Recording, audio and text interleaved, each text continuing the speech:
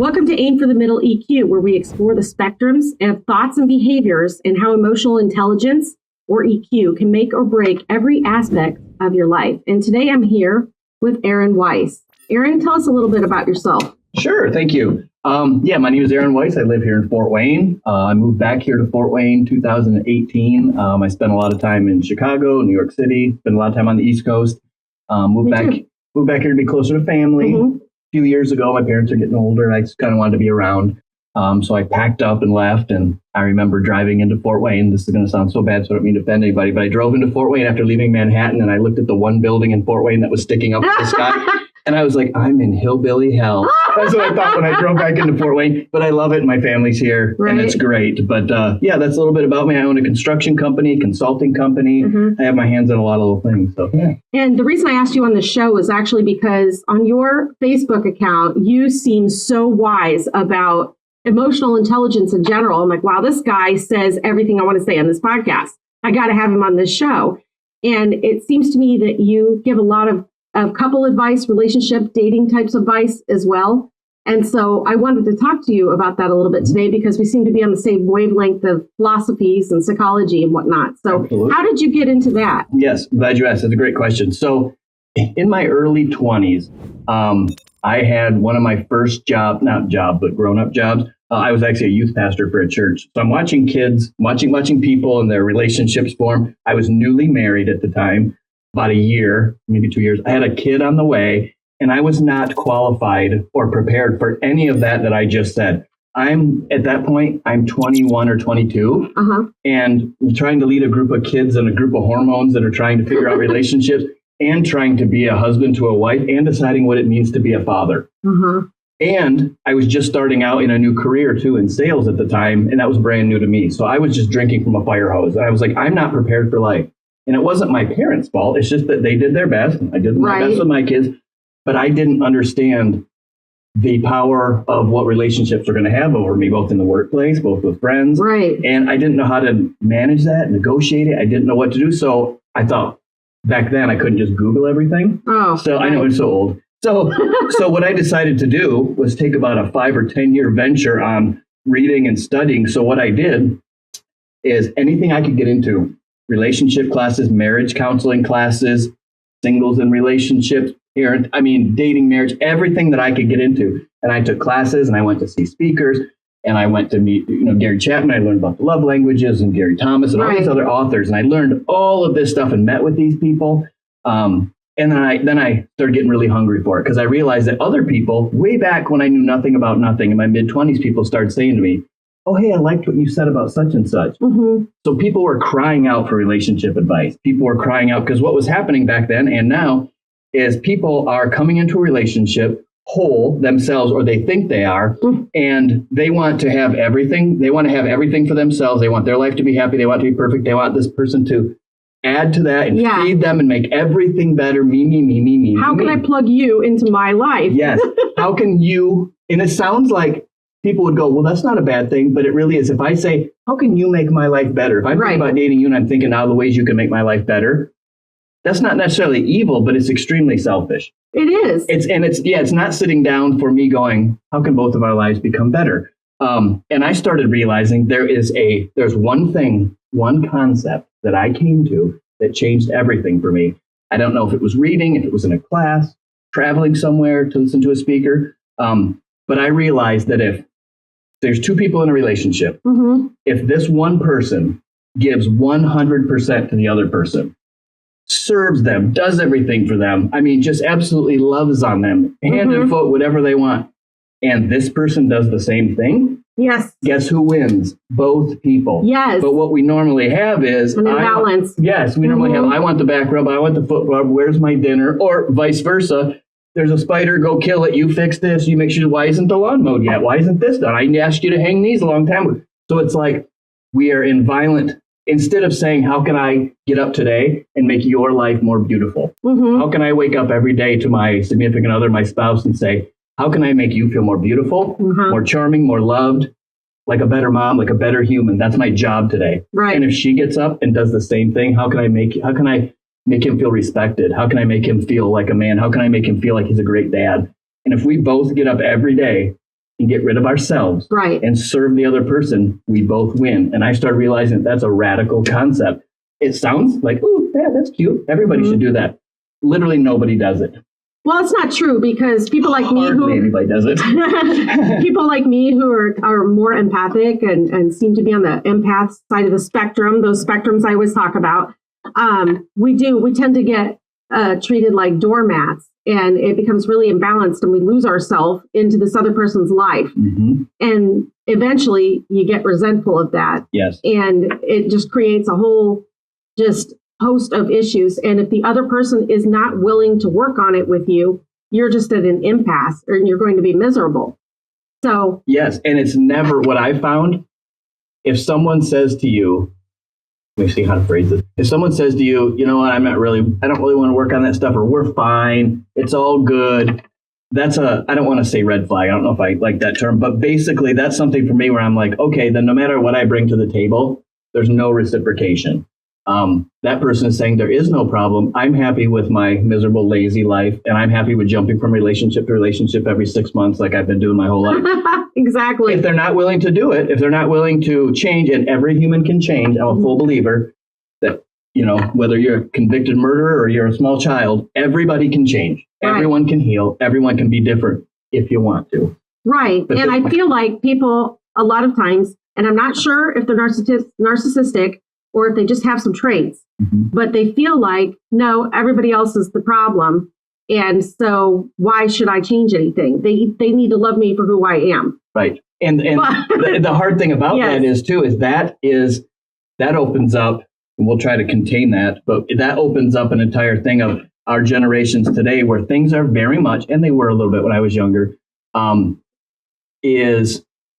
where were you going with that? What did you just say? I forgot which way I was going with that. I think you were going to say something about it being immediate, like everything is very fast. Yes. And that leads us into the next part. So basically what we have is an instant gratification type of relationship. And so for people to say, well, listen, I want to know how she is, what she does, how sex is, how all these things. I want to know that right now. And I want all the good stuff right now. Right. I know my parents, it took them 30 years to get that, but I want it now. Right. I want what everybody else has. And that's the discontentment with people's jobs and everything else too. They want it all now.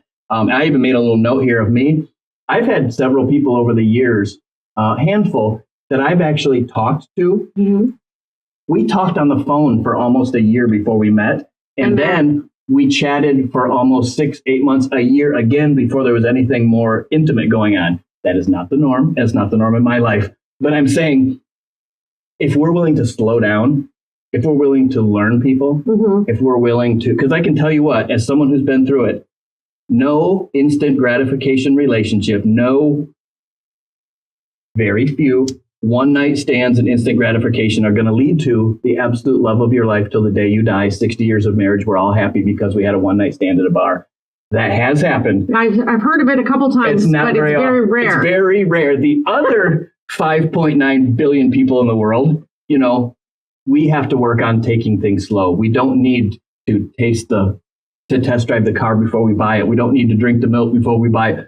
The part of the beauty in relationships is discovering. Mm-hmm. And if you wait and you discover people, that beauty will be there. That joy will be there. It's not like, I got to know everything. I got to know how she feels, know whether I want to move on to the next one or not. And I feel the same way with that whole instant gratification. I think boils down to like what our society is basically given us is a dopamine addiction.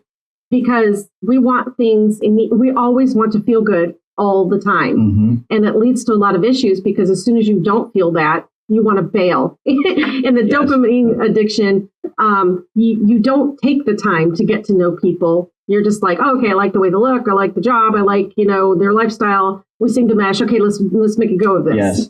And it doesn't give them a lot of time to actually get to know each other and see how compatible they are in the long term. Yep. And the first time they show their true selves, then people run instead of staying and hunkering down. I always tell people marriage and relationships, and a lot of people don't like this. Marriage and relationships, the principal thing about marriage and relationships doesn't really have anything to do with making me happy, making me feel good about myself, making me have a higher self-esteem, making me feel loved, making me feel more beautiful. Hopefully it does all of that. Right. But if you're going out looking for that purpose, and that's what defines you. That's what defines you because what's taught us that is this. Let's say you and I are having a are in a relationship, or we're talking, or we're at dinner one night and I'm not liking the conversation, well, guess what? I have 300 other girls that are going to tell me exactly what I want to hear. Right. And when you do that and you have back burners, and I'll get to that later, you're never in a relationship. You're never in. If you have one other person's number in your phone, not just the number, that you're connecting as a back burner, as a fallback on, as well, he's just my friend. We're guy friends. That's cool. We're guy friends. You have a friend that's a girl. That can always work. They don't have any feelings. They never think about that. Bull. So when we always have someone to fall back on, we're never committed in the situation we're in until we're ready to cut bait and go, you know what? I don't need it. I don't need social media. I don't need Facebook. I don't need that. But we don't live in that world. We live in a world that I'm going to go and find until somebody makes me feel good. Exactly. And then when the feel good's not there, I'm miserable. I'm horrible. No, look at my life. I've just bad mental health. Somebody, that type of thing. I have seen that a lot. And it seems like when there is a breakup, people immediately go out and seek another person to replace that person. And I honestly don't even think they know what it is they want anymore, except for validation. Except for a human. Yeah, and they just want companionship. They don't care if their lives mesh together or anything. It's just they need somebody. And I saw. And they're serial monogamists. Yes.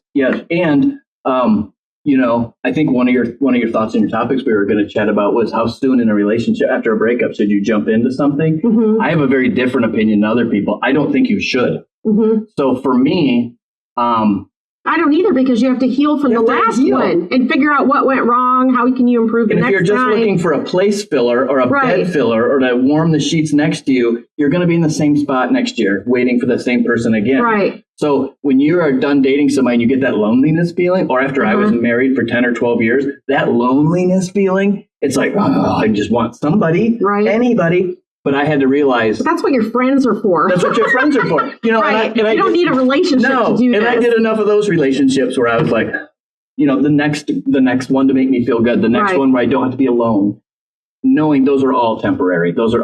So I always tell people for a year, and that's not solid, whatever that is for you. Yeah, it's fluid. Yes, it's the same way, after people have come through healing from mental health, from addiction, a breakup, a marriage, take a year. Your brain is healing from trauma. Take some time. If you stop anything, start anything, get in a new relationship, leave a new relationship, start a new job. It is a type of grief that you have to process. You have to process, heal. It's the death of a relationship or that person that you thought you knew who isn't really that person. It's a grieving process. And even like in the DSM for mental illnesses, if they give you about 6 months to not be in a state of depression and anxiety over a death. This is still a death of something. Because otherwise we're putting a Band-Aid on it and we're never really healing. They say that about, I have a very good friend. I can't name his name. He's a therapist, but I have a really great friend. And he said, if you don't replace with something healthy, you're destined to go back into what you did before. So basically what he did was this. He was a drug addict in the 80s, got done doing that, went into food addiction, went to Overeaters Anonymous, got done with that. Sex Addicts Anonymous. He went through this whole thing because that was his personality. And what he was doing was trying to fill. Right. He wasn't healing. Again, that dopamine addiction. Fill it with something that makes me feel good. He was taking everything out of his life. That can be that thing. Yes, he took everything out of his life and it created a vacuum. Exactly. And then he's like, I need to fill it with anything that makes me feel good. Right. Now he's in the same addictive spiral that they were before. Yes. You need to take time to figure out, okay, what are my own personal goals and how can I improve in my own life? Mm-hmm.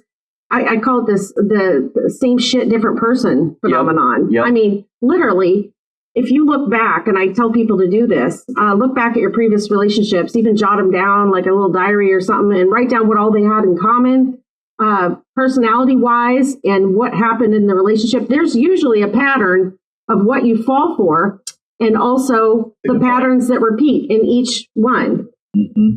And then you can tone it down to, okay, all of this can't be their fault. There's got to be something about me that is responsible for this pattern as well. Uh-huh. What is it and how can I fix that before I take on another person and mess up their life? and that's a higher level of thought too, because that tiptoes into something else, but I use it for dating too. But I also use it for when we get a reprimand or somebody calls us out on something. I have something called the 98%, 2% rule, meaning 98% can be the other person's fault. You're totally right. They're a pain in the ass. Mm-hmm. They were a cheater. They did this.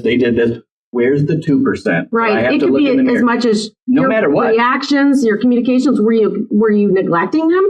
Were you, what was it? Are you a workaholic? Is there something about you? Something you can, I had. Why would people always blame the cheater? But I wonder, okay, there's got to be a reason why they cheated. Right. And there's not that it's the other person's fault, but what led to that? Between the two people that led to that. And if it's a repeat, like I've heard people, especially women, they always cheat. Men are always cheaters. Well, if you look at that pattern and figure out what it is. They're all not. So if they're missing, what are they missing from you that keeps causing that? Yeah. Right. Yeah. I just had this conversation with this was over the summer, probably a 20-something. She worked at a bank. She's probably 20 or 30-something. We were chatting at the bank. And I had seen her there before. So just chatting conversation and, hey, my battery's out my car. So I was chatting about cars and stuff. And then I could tell she was annoyed. And she said, one of my coworkers just told me that I need to dress a little bit nicer and maybe like do my hair a little bit different, a little bit nicer and whatever. And I was like, that's touchy, especially between girls. Right. So here's what I said to her. I said, let's look at it this way, 98%, 2%. So first of all, you look fantastic. Second of all, 98% of what she's telling you, even if she's your boss, probably wrong, or she might be jealous. She's projecting. Who knows? She's projecting. But then again, I looked at her, I said, what's the 2%? What's the 2% you can look, and I don't even mean physically, but just look into your own life and go, okay, I get what she means. You know what I mean? Give somebody the credit to say, I get why they said that. I get that. Maybe I could do a little something with my, so it's just that. It's not meaning changing or admitting that you are necessarily wrong or horrible. It's in relationships. It's fine if they were the cheater. It's fine if she was abusive. It's fine if they took too many pills or drank too much. 98% of that was on them. But why were they doing that? What's the 2%? What could I have been doing that might have caused that? And maybe I could or could not have helped it. But I know there's part of me in that.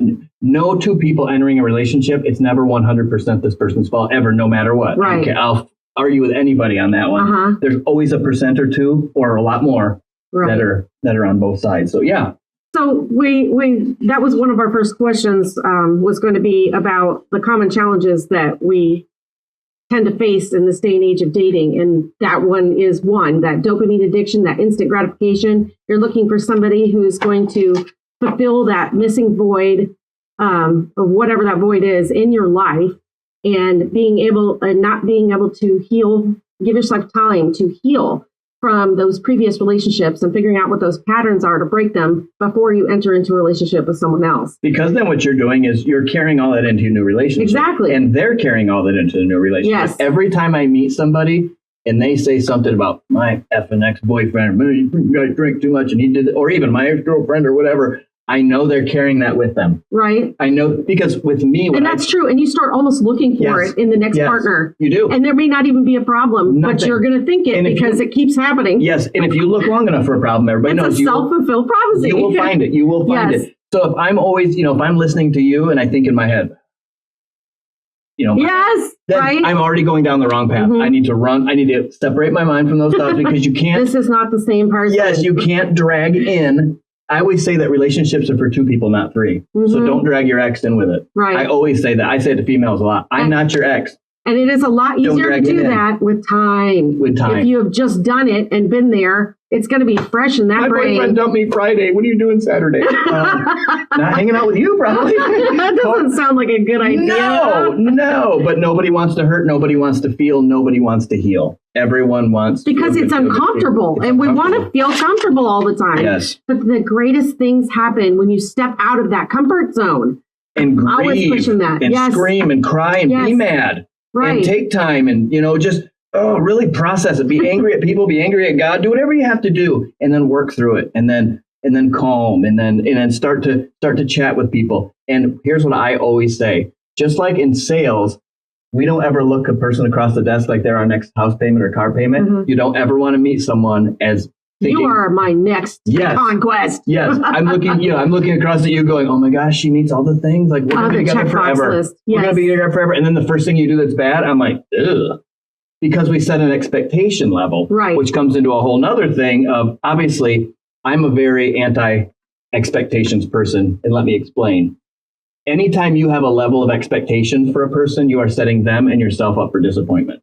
That is true. So expectation almost always leads to disappointment. Almost always. So, however, I do encourage boundaries. So there has to be a threshold of Everybody What? does. That's why it's individual. Right. And that's why when I say that, it's a very radical concept still. And there's about 20 people around the country that are really speaking on it really strong, that it's about, listen, if I expect nothing out of you, and we've taken that to a negative connotation, so don't take it. Meaning, I'm not expecting you to perform for me. I'm not expecting to meet you and that you're going to meet all my needs. I'm not even expecting you to be kind and loving and peaceful and gentle and wonderful. I'm not putting that on you. That you better be the classy woman I've been looking for, because if you're not, you know what I mean? So I can't go into and I tell people this: don't go in with expectations. With an expectation that maybe you want to find that person or something, great, but not of what they need to be and how they need to feel you. It actually makes me very nervous. And this happens most of the time when I meet people who are interested in me.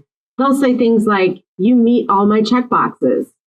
You're everything I've ever wanted in somebody. That is a whole lot of pressure to put on me. Yeah, it is. Because that automatically assumes I'm everything you want. Well, what happens when you get to know me and I'm not like exactly that? I'm not Jesus incarnate like you thought I was, you know? I get that all the time. People are like, does it say single? Or why are you on Tinder? Like, why are you? I don't understand. I know. Why are you single for 4 years? Because I like being alone. Yeah. I'm not saying I haven't dated, and that's nobody's business. But what I'm saying is I haven't jumped in. But if it happens, great. I'm not against it. And if it doesn't, great. You know? Right. That's what I had to start looking. Probably I started realizing that I had to stop looking. That's a common thing that a lot of people realize when you stop looking. I don't go out now and think, I'm waiting to meet that Mrs. Right. I can't wait. I'm going to meet her at the store. I'm going to meet her here. I'll meet her online. People literally go to the bars now hoping to meet somebody. And they literally, you're their target. And that's where it fails. Yep. I watched.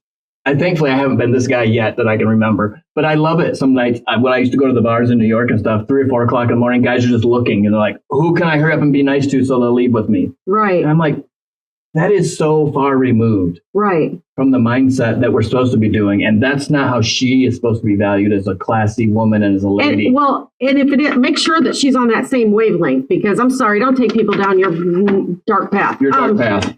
Make sure that they're open to that. They could be, but if they're not, don't take them into that rabbit hole. And I found that communication, as you get older, is easier. When you're in your 20s, no one's talking about where's this going tomorrow after this. Right. But I find that's a critical conversation now. Over really 40, it's like, what are you looking for? And everybody's cool about that, because what I started finding is after my divorce, I started unintentionally leading people on, because I acted like this around everybody. Oh my gosh, let's go out, let's hang out. I love your shoes. Let's go to dinner. Let's go travel. Let's do everything.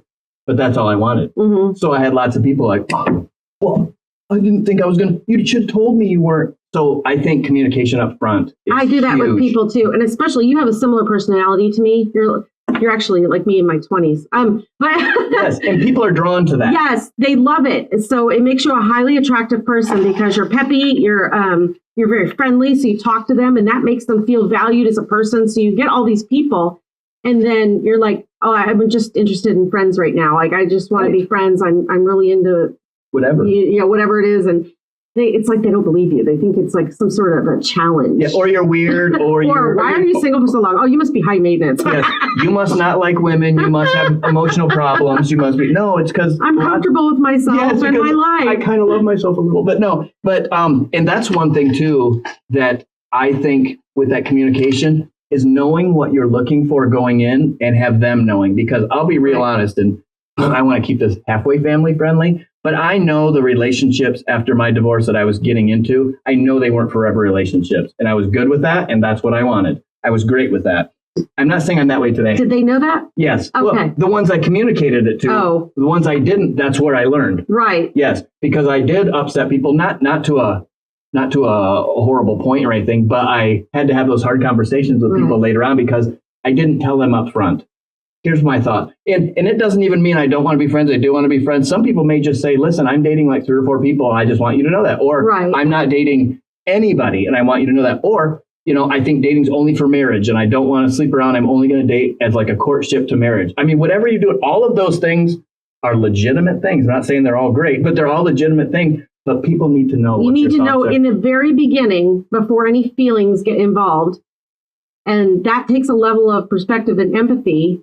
And if you're on that spectrum of more egotistical than you are thinking about other people, you need to work on how is this affecting other people. See people and hear people. Yeah. And for me, that goes into what I consider red flags and not red flags. And then, like I said earlier, I don't use that word very often. I do. And that's okay. Everybody does. It's not a bad word. It's just an Aaron thing. So I don't look at any relationships through the eyes of anybody having red flags. I look at it where, what's this season of my life and how does this fit? Does this fit? Is this fair to them? Is it fair? What's going on here? Because I have written at the top of my page, is it fun or is it forever? Right. Fun versus forever is a big conversation to have with people. Yes. Now, I am the romantic that believes that, yes, in a perfect world, every dating should lead to marriage. Everything should go that way. They should be together forever. In a perfect world, I do agree with that. I hold that up. Frankly, if you're doing it right, you won't know that in the beginning. You won't know that. No. You're literally, you can't possibly know that in the first couple of months. And I look at it like I almost will let things slide with people or things that I don't like or uncomfortable. If I know, and I'm not saying that I'm right on this. I'm saying this is where I'm at today. If I know this person and we're both in a situation where we're both middle-aged or younger or older or whatever, neither of us want to settle down and get married tomorrow. We know this is fun and we're in our 40s or 50s. That I don't care about so many red flags in that situation. Right. We're going to dinner, we're traveling, we're having coffee. I don't give a crap who you voted for at that point. You know what I mean? I don't give a crap about your faith. I don't give two craps about any of that because that's not why you're here in my life. Those are two of those major check boxes I was talking about.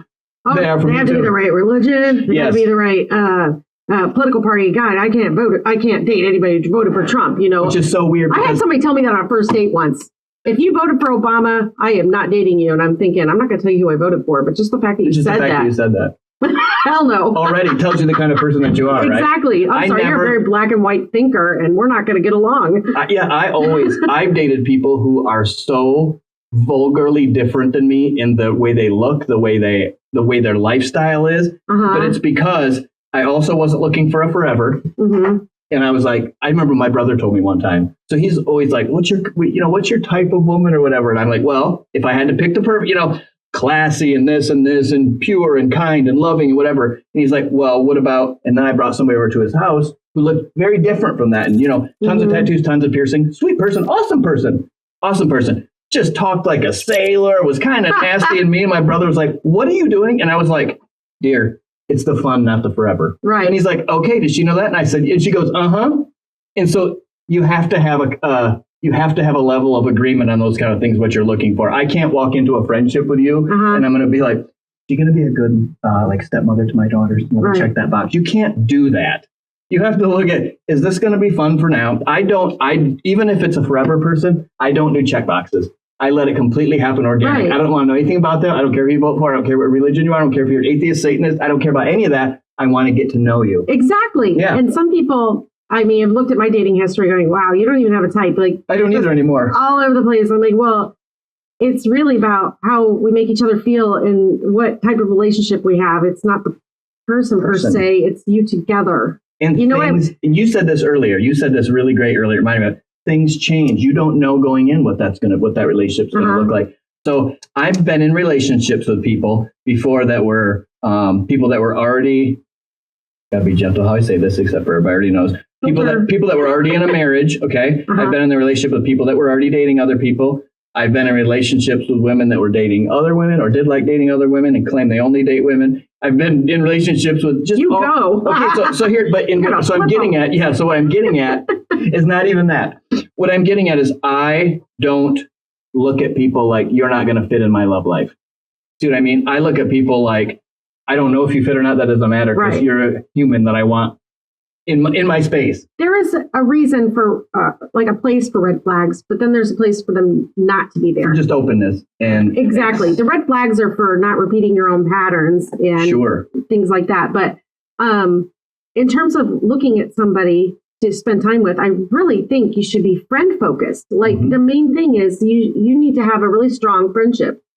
And people say that, oh no, they'll put you in the friend zone. How do you feel about that? Do you think that's true? Do you think the friend zone is permanent? No, and I'm glad you brought that up. I knew I wasn't the only person that thought this. Because, this other, I'm writing all these little boxes down. Right. One of them is also people who said they only wanted to be friends. Right. So I'm like, yeah, let's go. You want to go to dinner? You want to go travel? Want to go to Chicago this weekend? Well, I said I want to be. yeah, me too. Let's go. Mm-hmm. And what I find is organically over time, those people are like, oh my gosh, I really do like you. Exactly. Or I'm so glad we're just friends. Right. See what I mean? I didn't have to put up. Who cares? If it doesn't work out, you're still gained another friend. You still gained a friend. I still got somebody I can like go have a beer with, go travel. They still want to go to art shows or go to Chicago for the weekend. Exactly. I still have buddies and friends. Just because you're not sleeping with them doesn't mean they're not valuable. I mean, come on. It's like you're adding just beautiful people. You're making their life more beautiful. To me, I don't meet people looking at where are they going to fit. Yes. I can only have this kind of people in my life. Do you fit in my funnel? To me, I look like, holy crap, that person's way different than me. I got to know what they're about. And what's funny is I've had this happen to me multiple times where I fit their funnel or whatever it is. And the whole time I'm thinking, don't you care whether or not you fit in mine? Right. I mean, for real. Okay, so I fit yours, therefore I'm yours or I'm your next target. Like, I don't even They're thinking as long as you fit, that's good enough. Exactly. It doesn't matter about you right now. That is so selfish. Right? That is such a selfish perspective. You'll just be happy because you're with me. Oh, I'm the shit. So I got this, man. Duh, you're dating me. I want you, and therefore you're going to be mine. What? It's like caveman mentality. You're the person I need. Come with me, woman. You know? Yeah. Funny, that doesn't work. And then even if it does, and you're like, okay, yeah, we'll give this a shot. And they find out you're incompatible. They seem ultra shocked by it. But right. Why? You meet all my boxes. And I'm thinking, but you're nothing. Like, we're together. No, this is so one-sided. Yes. Yep. Yeah. And again, I take this to an extreme, and it's worked so well. I really am big, and I talked about at the beginning, but I'm really so big on this thing of being selfless. And I find that every time, and I test my own bounds of reality here sometimes, I'll get into a relationship for a while, and I'm like, I'm pretty comfortable, and she can do this for me, and she's pretty good looking, and I get this, and I get this, and I get this, and things are pretty good right now. Right. And then I have to stop and go, wow, she could be in the other room crying right now because I'm not noticing or paying attention. I'm thinking everything is just great. I'm me focused. Right. I'm not her focused. I need to take all of this. It's me. Some people will go, no, you still have to take care of yourself. Yes, but I agree with get rid of all of me, because we'll always be selfish enough to take care of ourselves. Get rid of all of us, and I need to exist to make her feel valid, to make her feel valuable. There's actually people out there, though, on some of the dating, influencers out there, that are actually pushing, that you should put yourself first all the time. And I just think that's so wrong. I think it should be equal, but you should think of each other and yourselves. Yes. I find to me and the people that I speak with, sure, and equal's not wrong. I find that the people that I speak with, those say that the more they put self in the relationship, the worse it gets. If I empty myself and fill myself up with what makes you happy today, what makes your podcast the best, what makes your day the best, you know what I'm saying? If you come into your life, how can I make everybody's job better? If I come into my workplace, I'm not coming in to get a paycheck for a comfy office so that I can get bills and I can buy a new car. I'm there to serve, and I'm there to make this company better and all these people to be light, to be kinder, to be great, to make this place a better place to be, not what can I get from this? And I think that's a whole posture, and it keeps going back to that in life. Right. If everything you do is what can I get, you're always going to be using people and using things and using systems. And that actually brings me to my next point is transactional relationships are huge right now. And yet one of the main complaints that people have is that it's transactional. Yeah. But they're literally setting themselves up for it by things like, the checkbox list, or, I want you, therefore you're mine. And then, I do things for you, and then I expect this in return. And then both parties ends up being unhappy because there's nothing else there. Right. Yeah. And they always blame the other person. They never actually blame themselves. Which goes into the other problem. Right? That's something I learned in my 20s that has radicalized my thinking. And it took a little while. I really had to empty myself. I thought I was my crap didn't stink when I was in my 20s. I really thought that. So everybody is awesome in their 20s. Right. So what I just had to do was I just had to really decide for me that if I'm going to be interested in a relationship, I need to be interested in making somebody's life better. Right. How can I be of service to this person? How can I make them happy? How can I be a sparkle that makes your life more beautiful? And I'll even take it to the extent of, I'm not even so concerned about what my life looks like in this relationship right now. Mm-hmm. My goal is to serve and to love and to take care of you and provide for you. And here's what people don't understand. And it gets into a gender thing. It's a different podcast. When you do that, both people are fulfilled and satisfied. Right. And me doing that is naturally how I'm wired. For me to protect, provide, to serve, to take care of, I don't have to try. Now, if I'm a lazy piece of crap, then I have to try. Right. But normally, as a man, I don't have to try. And those things are what fuel me to be able to do what, that's me. I get to do this where I get to serve, I get to provide, to protect. I get to do these kind of things. So when I'm able to be masculine and be me, it makes her feel, wow, she can be her in her space too. And I can be me and we're both fulfilled instead of butting heads and, well, I'm taking care of this and I'm doing this. And I just found that to me, to have a servant's heart for other people, it's always been a winning thing in a relationship. Right. Just my thoughts. And in your 20s, you were not like that. I was not like that. It was me. And how'd that work out for you? Horrible. And then I got married and had kids, and it was beautiful and it was fun. And then I started to kind of go into the 10, 12 years and that's not fun anymore. Started going back into the me thinking. Definitely. I stopped. This is not top secret information. Half the country knows about this. So I stopped building into my wife, and I kind of stopped building into my kids a little, not so much. I was always there for my kids quite a bit. And so we started kind of passing in the hallway.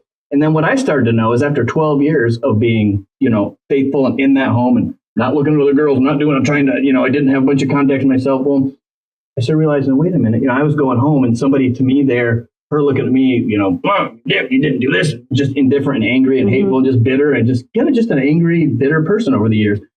But there's a reason. And there's a reason. And then I wasn't that far evolved yet. So then I started finding that there were other people that were being nice to me. And there were other females that were like, oh my this gosh, is the main. You look so great. Everything looks so good. Yes. And I was like, well, these are just friends. This will be fine. This is the main cause of cheating. Absolutely the main cause. 100%. And what I did, let's say people say, how do you know that? It's because I did it. That's why. Well, there you go, too. So for me, I will never let that happen again. When I saw the look on her face, I will never do that to anybody again. But what happened was I started thinking about me, and I started thinking about, how can my relationship make me happy? How can my marriage make me happy? How can my kids make me happy and be quiet? Try making them happy and see what happens. Yes. Like, it really does make a huge difference. Thinking about ourselves specifically will implode every relationship. True. Yep. It's actually, to throw it off topic a little bit, it's actually true with kids and parents too. Or even in your career. You could actually filter that down into, what can I do for this company? Or what can I do for my children? And people will respond to you differently and be more loyal. Yes, and it will carry. I'm glad you said that about the work thing too, about the vocational thing, because in one of my lines of work, when I have a construction company, there's so many ways to cut corners and so many ways to make money and so many ways to do. Right. But I tend to do everything very methodically, very slowly. I work on somebody's house, or my guys work on somebody's house or car as if it was their own. And I always tell them, when they go into a space, leave it better than when they left. So vocationally, if you're always thinking about the person that you're serving, your customer, I don't ever walk into a job and go, I'm making a big chunk of money on this one. I don't. I go, how can this person, because it's going to do way better for me over the next 20 years, that customer looking at their house every day and telling everybody. Exactly. So I go into every job, every workplace, like, okay, how can I make these people feel amazing? Because people do business with people they like, not necessarily even with, well, this guy comes recommended. Aaron's awesome. How you make them feel. Yeah, and my kids love him. I have house keys and garage codes that, half the people in Fort Wayne, their kids love me, their parents love me. That comes with trust, responsibility, and that doesn't come from me trying to be selfish and get what I can where I can. Exactly. So, yeah. And they actually teach that in sales school too, like classes or white collar, retreats or whatever, is that you, even if you don't have that skill, pretend you do. Yes. At least make people fake it till you make it. Make people feel that way. At least make them feel like you care. In order to get more sales. Yes. And then it'll eventually come naturally, and you'll see the point of it. But we had talked about how slowly getting to know someone over time really builds like that healthy foundation and healthy connections. And whether that's the basis of your, new best friend or friends. This should always be a human thing. Like, we should always be trying to get to know people or neighbors or whoever. Should just be a way of life. Without an agenda. No agenda. You're not trying to figure out what you're going to get out of this person. I'm going to go meet my neighbors because they have a nice lawnmower. They might. No, I really want to use that person's pool. Right. It's just doing it out of love because it's the right thing to do. Right.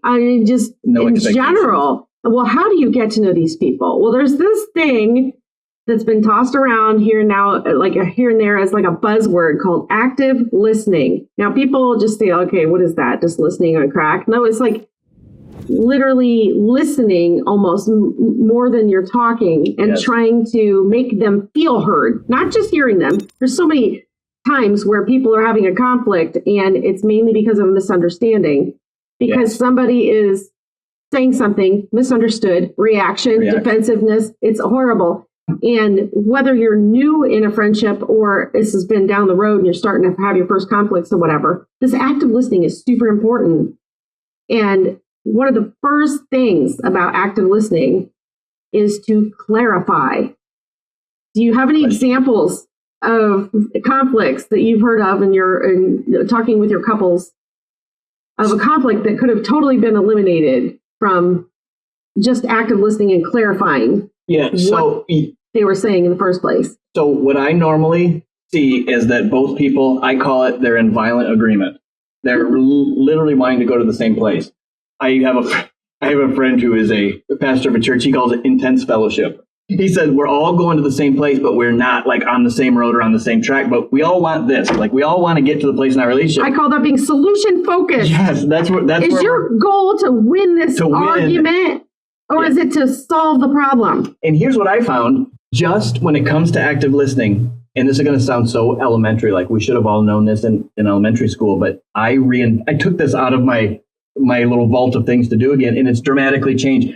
So what I do when I'm talking to people is I try to not only actively listen, but engage like I'm actively listening. And a lot of times when I'm sitting talking to somebody, I will actually posture myself like, tell me more about that. Yeah. So they know. See how he's touching his face? Like, I'm really interested. I'm thinking about what you're saying. And the human contact he's is angled huge. toward me. I'm angled toward him. And eye contact. And saying things like their name, like, oh my gosh, Dotty. And if it's appropriate, sometimes I'll be doing touch them just I'll be like, oh my gosh, right? I'm engaging you. I do that a lot. Guys, people think it's flirting until they learn what active listening is. Yeah, I do. I do it with guys, right? But even politicians or anything, I'll be like, I'm glad you asked. It's a fantastic question. He's like, I do it a lot with ADD kids because they're not paying attention. It helps refocus so I them. find, and what I find too, is this is so simple, but anybody under the age of 40 probably struggles with this more, is if you're having a conversation with the person you're dating, obviously don't ever be doing this. Oh my gosh, that's such a huge problem. Don't even be watching TV. That's already, they don't care what I'm talking about. Yes, already. Yeah. So they're already going to be defensive. That's what people are going to do. I am listening. So here's what I do. I actively, sometimes if I see somebody's on their phone when they're talking to me, I will go, okay. Yeah, what is it you model the behavior. Yeah. Notice what's happening here. I love it. And then I'll just actively listen to people, and then I do what you actually mentioned is I will ask follow-up questions, leading questions. Because not only does it help you understand, it makes them feel like you give a shit because you're asking them questions about it. And don't ask, this you learn in sales too, don't ask yes and no questions. Oh God, no. Do you like steak? Yeah. Ask them like this. Especially if you're talking to a teenager. Yes. This works with your kids. Ask if you're talking to a teenager, you like basketball shoes. What kind? Why do you like that? You're Jordans. Oh, really? How much are those worth? Oh my gosh, I saw. Get into what people are talking about. Don't just be like, cool, you like basketball shoes, so does every other kid. And then find a point where you relate. Like I used to have Jordans. I have something to say about that. That was one of my first basketball shoes in the 80s. I had those. That's so awesome. You guys have ones that look like them. And then you build camaraderie. Like, this old dude had Jordans. And I just find that it's the same way when I'm in a sales situation. I sit down in an office. First thing I do is scan all the pictures on the walls. I want to see if they play golf. I want to see if they're married. I want to see if they have kids. I want to see if they're anything else. Right. So that I can meet them where they're at. Right. I don't want to come into some like flamboyant salesperson. Wow, you need my stuff. I want to be like, oh my gosh, I've golfed to that place where it's fantastic. Hey, how did you do on that? He's like, it was terrible. I know. Right. You got to make common ground with people. Yes. Before you ask them anything. And in a conflict, that's important because in a conflict, if you establish that common ground, you have just validated them. Yes. You have just empathized with them, whether you realize it or not. You don't go, gosh, I feel so bad for you, or that must be horrible. You can do that, and I encourage that. But just by the sake of saying, oh my gosh, I had that happen to me too, you have already validated their feelings. And then to say something very simple, which I have learned, because what I do sometimes is I get a lot of information coming at me, so I'll fake it till I make it. If somebody's talking about something, I'll go, instead of going, what do you mean by that? And then I'll say things like, where did you get that information? And then I'll say things like, well, how do you know that's true? Right. Just things where people go, I read it I saw it on TikTok. Well, how do you know it's true? Well, I don't. Okay, now our conversation is different. But I'm actively trying to chisel away. And you're talking about normal conversations, and that is interesting that you bring that up, because sometimes when people talk, they feel like they need to know, they have this internal thing where they have to know more than other people. Right. And I'm not sure why that is. But sometimes, I mean, psychology, they tell you people love to talk about themselves. They love to talk about their history, whatever. If you are ever in a situation where you want to talk to somebody but don't know what to say, ask them about themselves. Yes. Because they will literally tell you whatever you want to know. And if you're in a dating situation where you're kind of interested in somebody, it makes them feel like you're interested in them as a person. And not just, oh, you're cute. What are you doing later? I mean, oh my God. That's some rookie material there. I know. How you doing? Yeah. No, just ask them, what are they doing for a living or whatever. Yeah. And it's a helpful icebreaker, and they like to talk about themselves. And it's not confrontational. Not at all. It's not asking about, you vote for Obama. God, what a jerk. You have a MAGA hat on. I'm sorry, I can't even talk to you. It's like, come on, people. Let's go past the external, right? And let's start digging at what we believe in, because, obviously I've had friends who voted on both sides of it. None of them are any better or any worse than the other one. But I love having conversations about it. Not everybody does. So I know when to have those conversations and when to go on to something else. But I will actively ask people, even if it annoys people sometimes. I'll back off if it does. But here's something I start to do. If I'm meeting somebody, to find a common ground, to ask about them and not me, I'll literally say something like, what do you like to do on the weekends? Right. Because that doesn't have anything to do with their job normally. They can't tell me, well, I work at Walmart. That's fine. What do you like to do? Or what do you like to do in your free time? And they don't think you're interviewing with them on what stage of their career are they on? Correct. And you're going to engage in are you a vice president? No. Yeah, I'm sorry. Yeah. Oh, she's searching for executive to have a transactional relationship. Right. Yeah. No.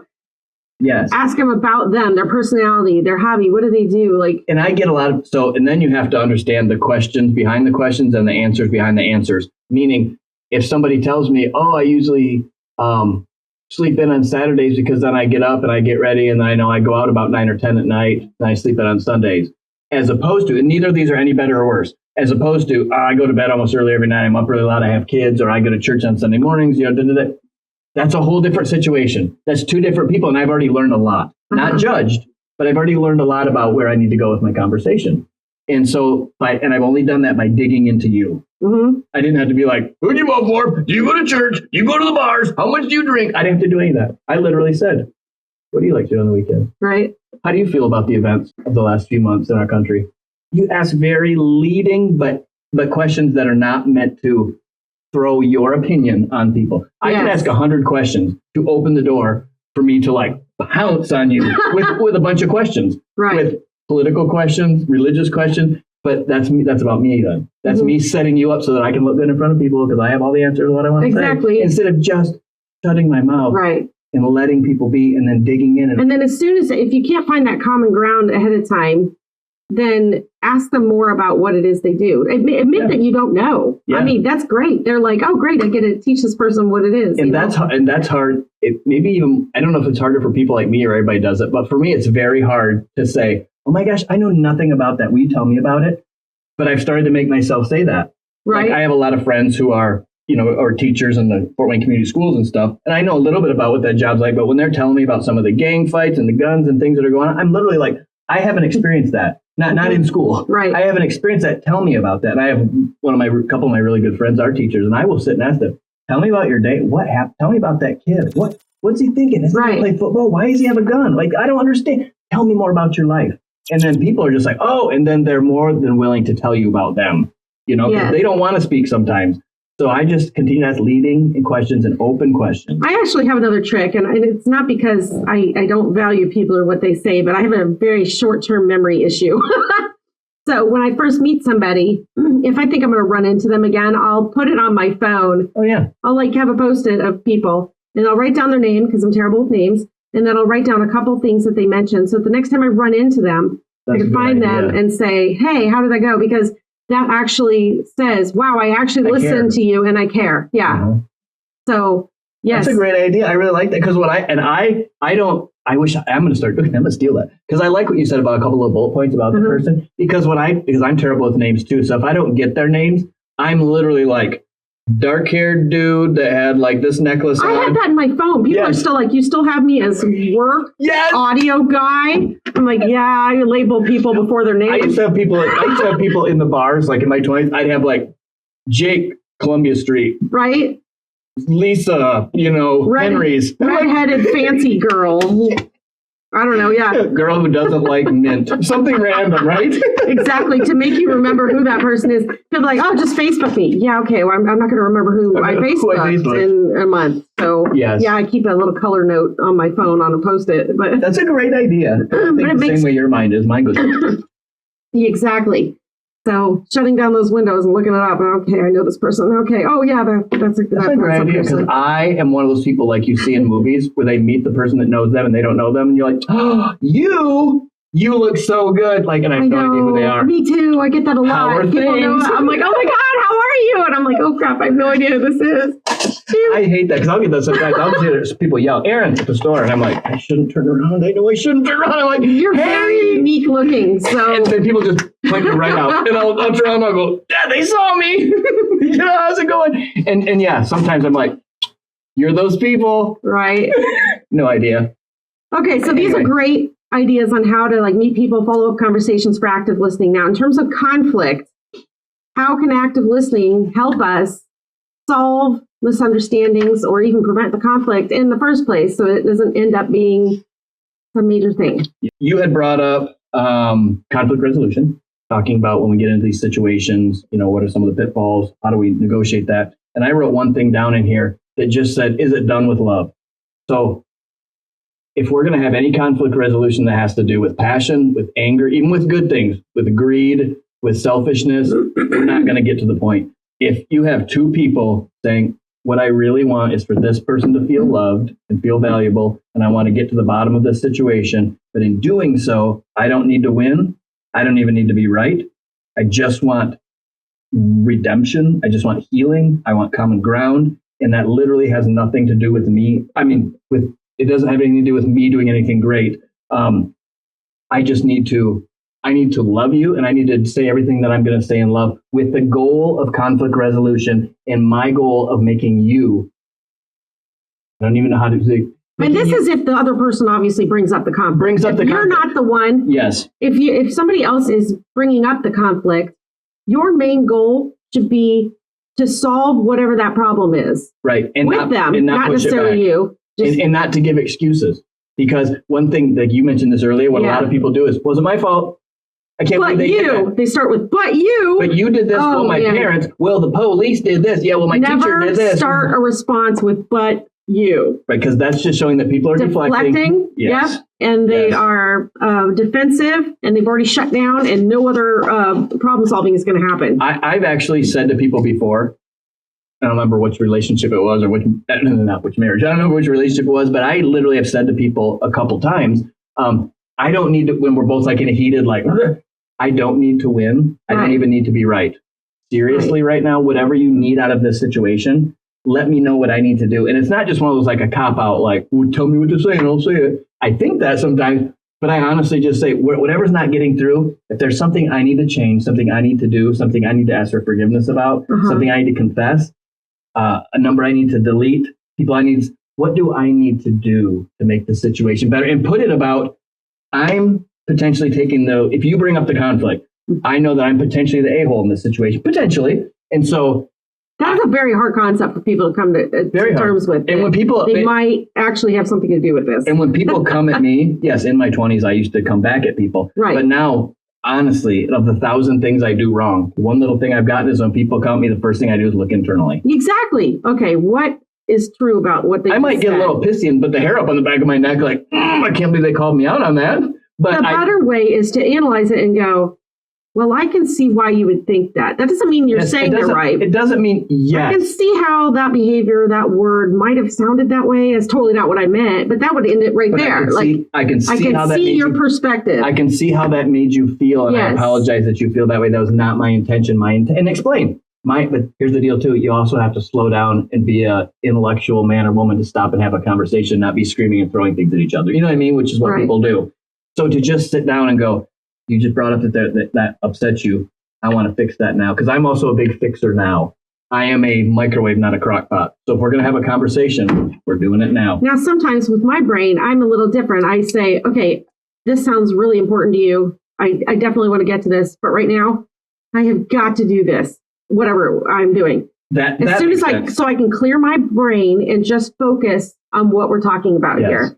And then revisit it. Plus, it gives me a little extra time to go, okay, and then do the internal thing. Yes. What just happened? Let me process this so I know what to say. Yes, and that I appreciate. The where that goes amok is when people go, I don't want to talk about that, and then they withdraw. Oh my gosh, I had next like that. I have never solved a thing. My kid's mom, and I didn't do this.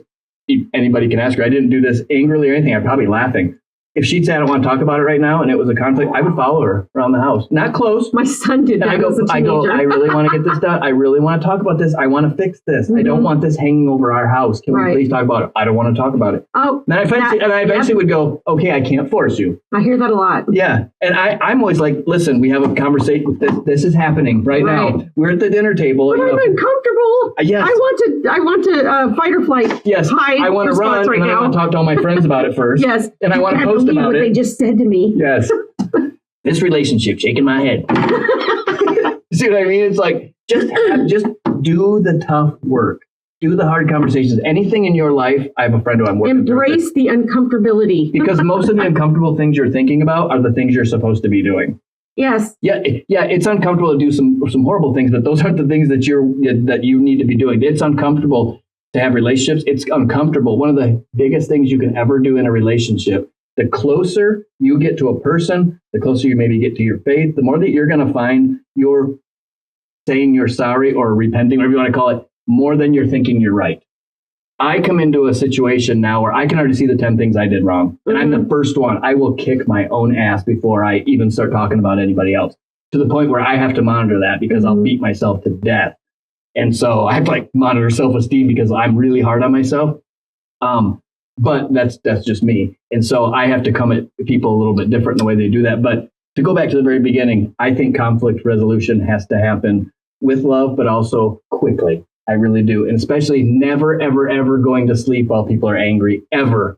In your entire marriage, your entire relationship, if you're upset when you go to bed, fix it before you go to bed. I don't care if they don't want to talk about it. The only problem with that, though, I used to believe that, and I'm still not sure. It's kind of iffy. You have to just analyze it. But I feel like people should talk about it when they're in a calm state of mind. The problem is, if they're not in a calm state of mind yet, they're still in the defensive mode or pissed off mode, not problem solving mode. And somehow you've got to get to that mode before you go to bed. Yes. So how does that happen?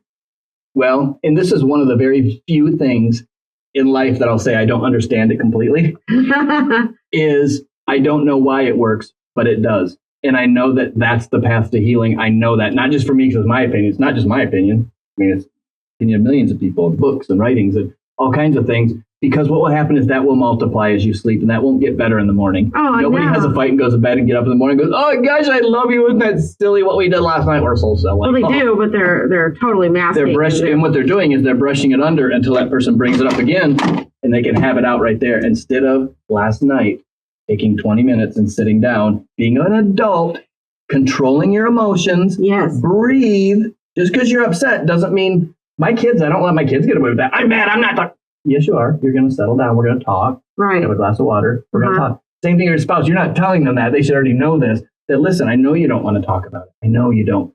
But let me just say that I want to fix this. I want to fix this. And if this marriage is any of my responsibility, to hold together, I feel like right now, if you're looking to me for anything, I feel like we need to work this out. If you're cool with that, can we please try to talk about it? Like that. Not forcing people, not screaming at them. And I also feel like, especially since a lot of guys, especially, talk about women nagging. Mm-hmm. Well, the reason they're nagging is because they've gotten to a point where, people don't just start nagging. Right. They have said it. They've either hinted around the subject, whatever. They've been passive aggressive about it. And then they finally say it. And then they say it multiple times, whatever it is they're unhappy about. And the more it gets ignored and the more things don't improve, it's going to turn into nagging. And actually, nagging is a good thing. I know people don't think so. It's uncomfortable as hell and you just want to go away. But the nagging indicates that they care about the relationship if they didn't. And that there's a problem, there's a rift. There's a problem they're trying to solve. Yes. And that is your opening to try to solve that problem. It's really bad when they stop nagging. That means they have emotionally dropped out. Yep. And if you get to that level, you're like, oh, wow, things are so much better. No, no, they are not. They are beyond repair at this point, or it's going to take some serious effort. Whereas if you just dealt with it in the first place. Yes, I agree. And what the other person that doesn't want to deal with it, people can disagree with this. Here's what I found. The person that doesn't want to deal with it potentially might not be as invested as the other person sometimes. Exactly. Sometimes, because here's the deal. Especially if it's transactional. Dude, just do your thing. Do your thing, I'll do my thing. We don't need to talk about this other crap. I've had the nagging for me. I use what you said. I use nagging as a that there's something wrong, that there's something going on. It's the alarm. I know. I can think of two situations in my life. One was a battery for something at home. The other one was, I can't remember what it was, a thread or yarn or something at the store. I knew I had to get this stuff over the next couple of days. I don't remember if I was dating somebody or what it was. But I intentionally stop right now. I don't feel like doing this. Yeah, I got time, but I'd rather go see one of my buddies. I'd rather stop over at my brother's. Right. I'd rather go to Lowe's and look at stuff. So, a week would go on. They're like, hey, did you get the battery for that? Did you get the... No. And I'm like, you brought it up. And then she'll bring it up 6 more times. And then I start realizing, oh, she's not doing that because she's doing that because I failed. And I can say that and about here's myself. The thing. At this point, I've dropped the ball. At this point, it's not about the freaking thread. No. It's because are you hearing you've ignored her. Yes. She feels unheard. She feels uncared about. Right. What she wants doesn't matter to you. It has nothing to do with the thread. How can you be there for me? You can't pick up a damn battery? That type of thing. How can you help take care of this You're so self-absorbed with your own life. You can't take 5 minutes out to do this one thing. But you can go 5 minutes and go take your motorcycle, put gas in it, do all sort of stuff. It's indicating to them that your life is more important than the one little thing that they have. And they're absolutely right. Right. When I get that, and you even admitted it. I don't fight back. I don't fight back. Unless someone's being a total, but I don't fight back. In fact, I actually tell people at the very beginning, this is very odd. I tell people at the very beginning, I don't argue, I don't fight, I don't raise my voice. Right. This is as excited as I get in our relationship. Unless I'm doing stand up, I'm laughing or joking, but I don't get angry and I will not fight. I will have conversations. Deep conversations. Same. But I will not scream and fight and yell, and I just won't do that. And I always find though that the other people are confused by that, and they think I must be fine with the situation, and I'm like, no, I'm still having an issue here. Yeah. In fact, I've learned that the less, I stopped yelling at my kids when they were 6 because, I was getting migraines from my own neck tension. I was like, okay, I gotta stop yelling. It's apparently not effective, and it's just hurting me. So I started being more an active listener and trying to solve the problem and helping them navigate their own situations, whatever, and stop taking things so personally. That was a huge thing. That's a big one, yeah. For parenting. And anyway, once I started doing that, I realized that I was so mellow at that point. They had no idea when something was wrong, even if I used the words, hey, we need to solve this. So my trick, anyway, was to scale it. I started scaling things 1 to 10. All right, I'm at a level 3 here, which means it's starting to get I'm no longer asking you, but I'm starting to get irritated. Right. And then they started learning right around 7. I wish it was 5. Right around my level 7, they would finally start doing whatever it is I asked them to do, What's interesting, you brought that up, is I wrote down a little note. What changed that entire situation with my children, and this is relational too, this completely changed that whole thing. I went to a parenting class once and heard somebody say, are you giving your child the moral reason why you're telling him what to do, what not to do? No, I'm just saying because I said so. Oh, I never did that because my parents did that to me. Mine did too, and I started doing that until I was able to sit down with my kids and go, if I went, stop it, and I go, hang on, come here, come sit. Here's why we don't do that. Because this happens, that was expensive. Right. We don't want to break that. Daddy works hard. Mommy works hard. We got to pay a lot of money, so you can see why. It's more time consuming. Yeah. But that's what parenting is. It's time consuming. And that's what relationships are. Exactly. Nobody wants to put in the time. So I will stop in the middle of my day with my daughter back then, and I would say, okay, parenting is more important than the next phone call. So here, sweetie, is why I told you that. And are we good on that? Yep, we're good. It's covered a multitude of sins. I could have sat there all day and went, quit it. Stop it. Go out of the room. Daddy's got a phone call. I know. Constantly punishing them and whatever. Instead of giving her a minute of my absorbed life to just tell her why. So she can grasp her mind around it and go, That makes sense. Okay, Yeah. Dad. Do. A lot of times they don't do stuff because it doesn't make any sense. But if you explain it to them, But people, that is definitely hands-on active parenting. Yes. It's not for horrible parents. There's a lot of those too, and it's not for lazy parenting. We could have a whole podcast just on that. Oh, I know the whole Positive parenting. Here's your smartphone going, and you go in your room and close your door, and you don't hear from your kids. Right. That for days. I take doors off hinges. I take phones away for months. Wow. Oh yeah. No doors, no phones, no nothing. That's all you're gonna. So yes, whole nother podcast. I was never like that. We were always very explaining. Our conversations would last forever. It was super time consuming, but I tried to balance it. I had between to. the shock and awe and the conversation. Gosh, it was just so time consuming. I mean, there were 10 years there where I swear it was 2 hours every night explaining of why things were. Which is so valuable though. But I know it is. I had one daughter that was like that, and at night that's when she wanted to know about everything. Exactly, right before bed, and you're like almost ready to go to bed, and then I'm up all night thinking about everything they just said. Yeah, no, I'd sit there and be like, okay, just put her to bed at 8. I will probably be sitting here at 10 o'clock still. Exactly. So yes. Anyway. So in terms of the conflict resolution, though, when you're talking and you're active listening, we've clarified what the issue is. Mm-hmm. Now we're on our problem solving mode. We've admitted whatever we think might have been perceived in a certain way. It wasn't my intention to make you feel uncared about because I didn't do your errand. I'm really sorry. Apologize. And then say what you should have done. And put a timeline on it. Now, here's what I do. I always say this, even if I don't live up to it, I have to call and go, I'm not going to get that by when I said, I'll say this. I will say, okay, today, I have to do this. Tomorrow on my way home from work. Or, when we go out on Friday, I promise I'll have that in my hand. Okay, good. We have an agreement. Right. We have an agreement. And I told you I would step up. I didn't go, oh, fine, I'll handle it. I'll get it. I gave you my word and I gave a commitment. And now that's going to show you how much I care. And if you have to follow through, whatever it is. If it's an ongoing problem, like, okay, you never text me, or you don't communicate enough during the day, or when you're on your business trips, I feel ignored for a whole week, or whatever it is. If it's a major problem like that, and not just why aren't you buying this thread? Yeah. Yes. This is going to take some serious thought, effort. You might even have to write it on your calendar. Make sure you text so and so. You have to follow through with a resolution, or you're going to keep having that problem. And that nagging is going to get worse. And if you're like, or the relationship's going to end. And if you're like me and maybe like you, I can't just in my head say, okay, I'm going to do that, and then remember it forever that I'm going to do that. So what I do is, this is so elementary, I know, but I definitely set alerts in my phone for everything I told my kids I was going to do for them still. My kids are in their 20s. Right. But if I told my daughter, I'm going to look at getting this, or I'm going to help you put a new filter on your car, I'm going to do this, or I promise I'll call you. Or if I tell her, when you get back from that concert, I want to hear how it is, I'll call you. I don't do flippant things like that anymore and go, I'll call you, because I'd hate for that to be maybe the last time I saw my kid or something. So what I do is I always say, I'm going to call you Friday night. I put in my phone, Friday night, call your child. Dude, even if you're ADD, get a count, like anything. Google, all your phones have some sort of thing on it to set an alarm that write says everything down. I'll write down conversations I have to have. At 2:00 today, you got to call such and such. Whatever makes other people feel cared about. That you care about them. Yes. And if it takes scheduling it, then do it. If it takes setting an alarm, do it. They're that important to you. Yeah, and they will feel that. If it's important to you, yes, they will. And then they will start treating you better, and they'll stop nagging. Yes, that's what I always realize. When I think there's a problem in my relationship, 9 times out of 10, it's my problem.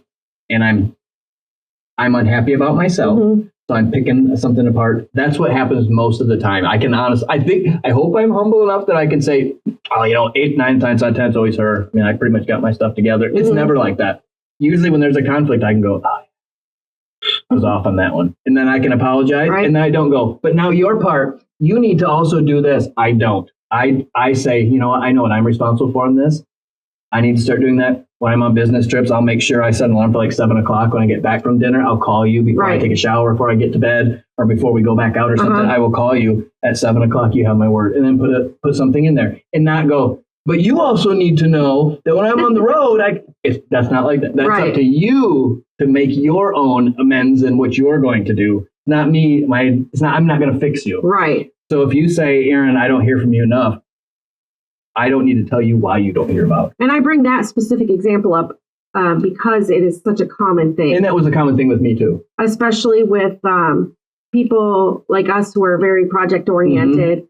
they don't hear from you in like, 4 to 8 hours, they start to feel neglected. And and my mind doesn't work that way. Right. You're like, no, I think about you all the time. Okay, well, you need to demonstrate that because that person's love language is probably words of affirmation. You text them every now and then. And we just think differently. People, right. And you need to, great transition. And you need to learn what their language is to be able to fill that.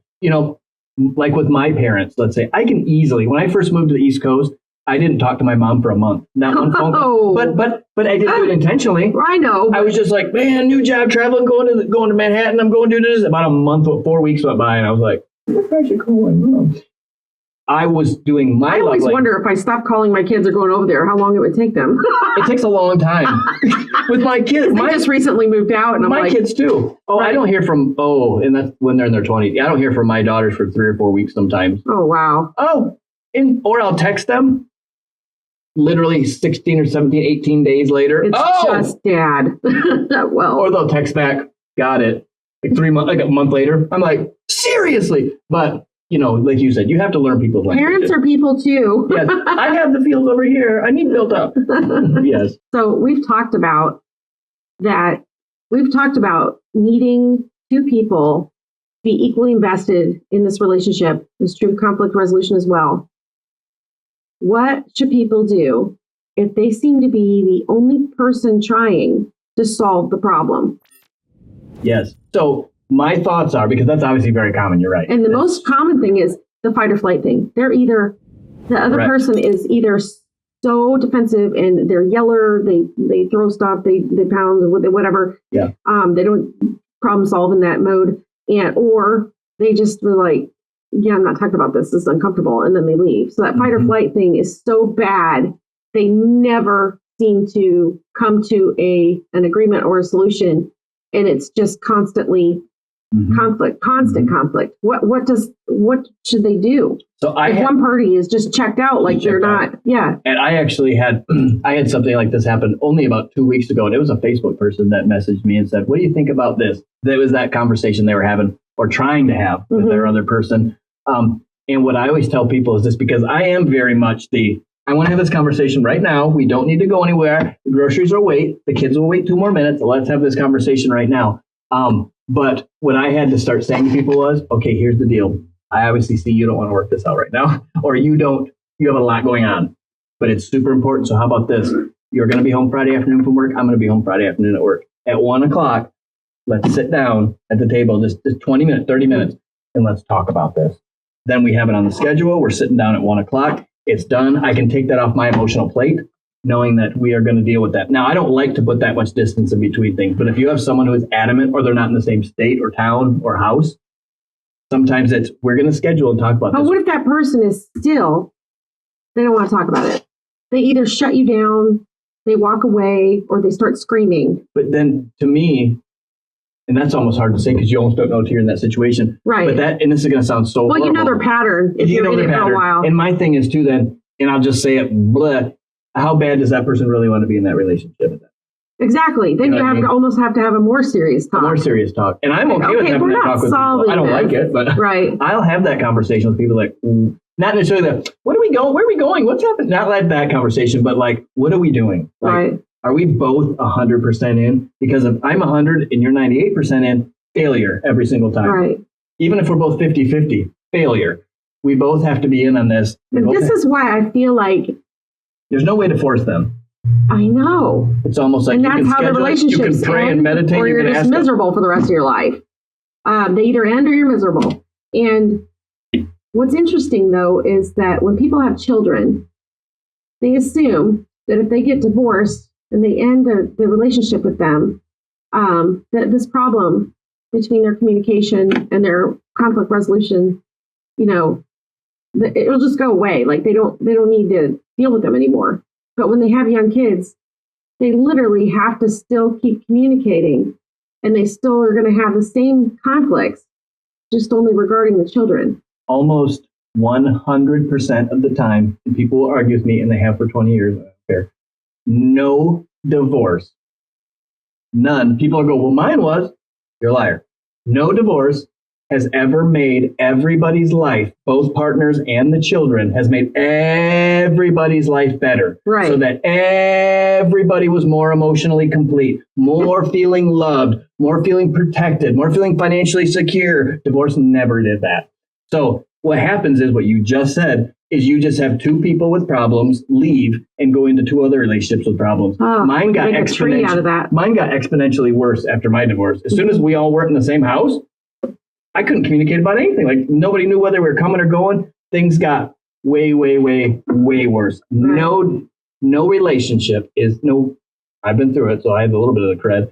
Nothing ever gets fixed by a divorce ever. Divorce is the very last option. And to me, it shouldn't ever even be an option. Ever. This is why I think prevention was so important in making sure you're compatible in the first place. Do you be friends, know how they solve problems, know how they communicate, and before you even get in that situation, because once you're in that situation, it hardly ever ends just because you got divorced. And you got to be real careful. That's why at the very beginning too, the communication and the knowing what we're both in this for, what's going on. Because if one person, like we said before, if one person's in and one person's not, it's not going to work.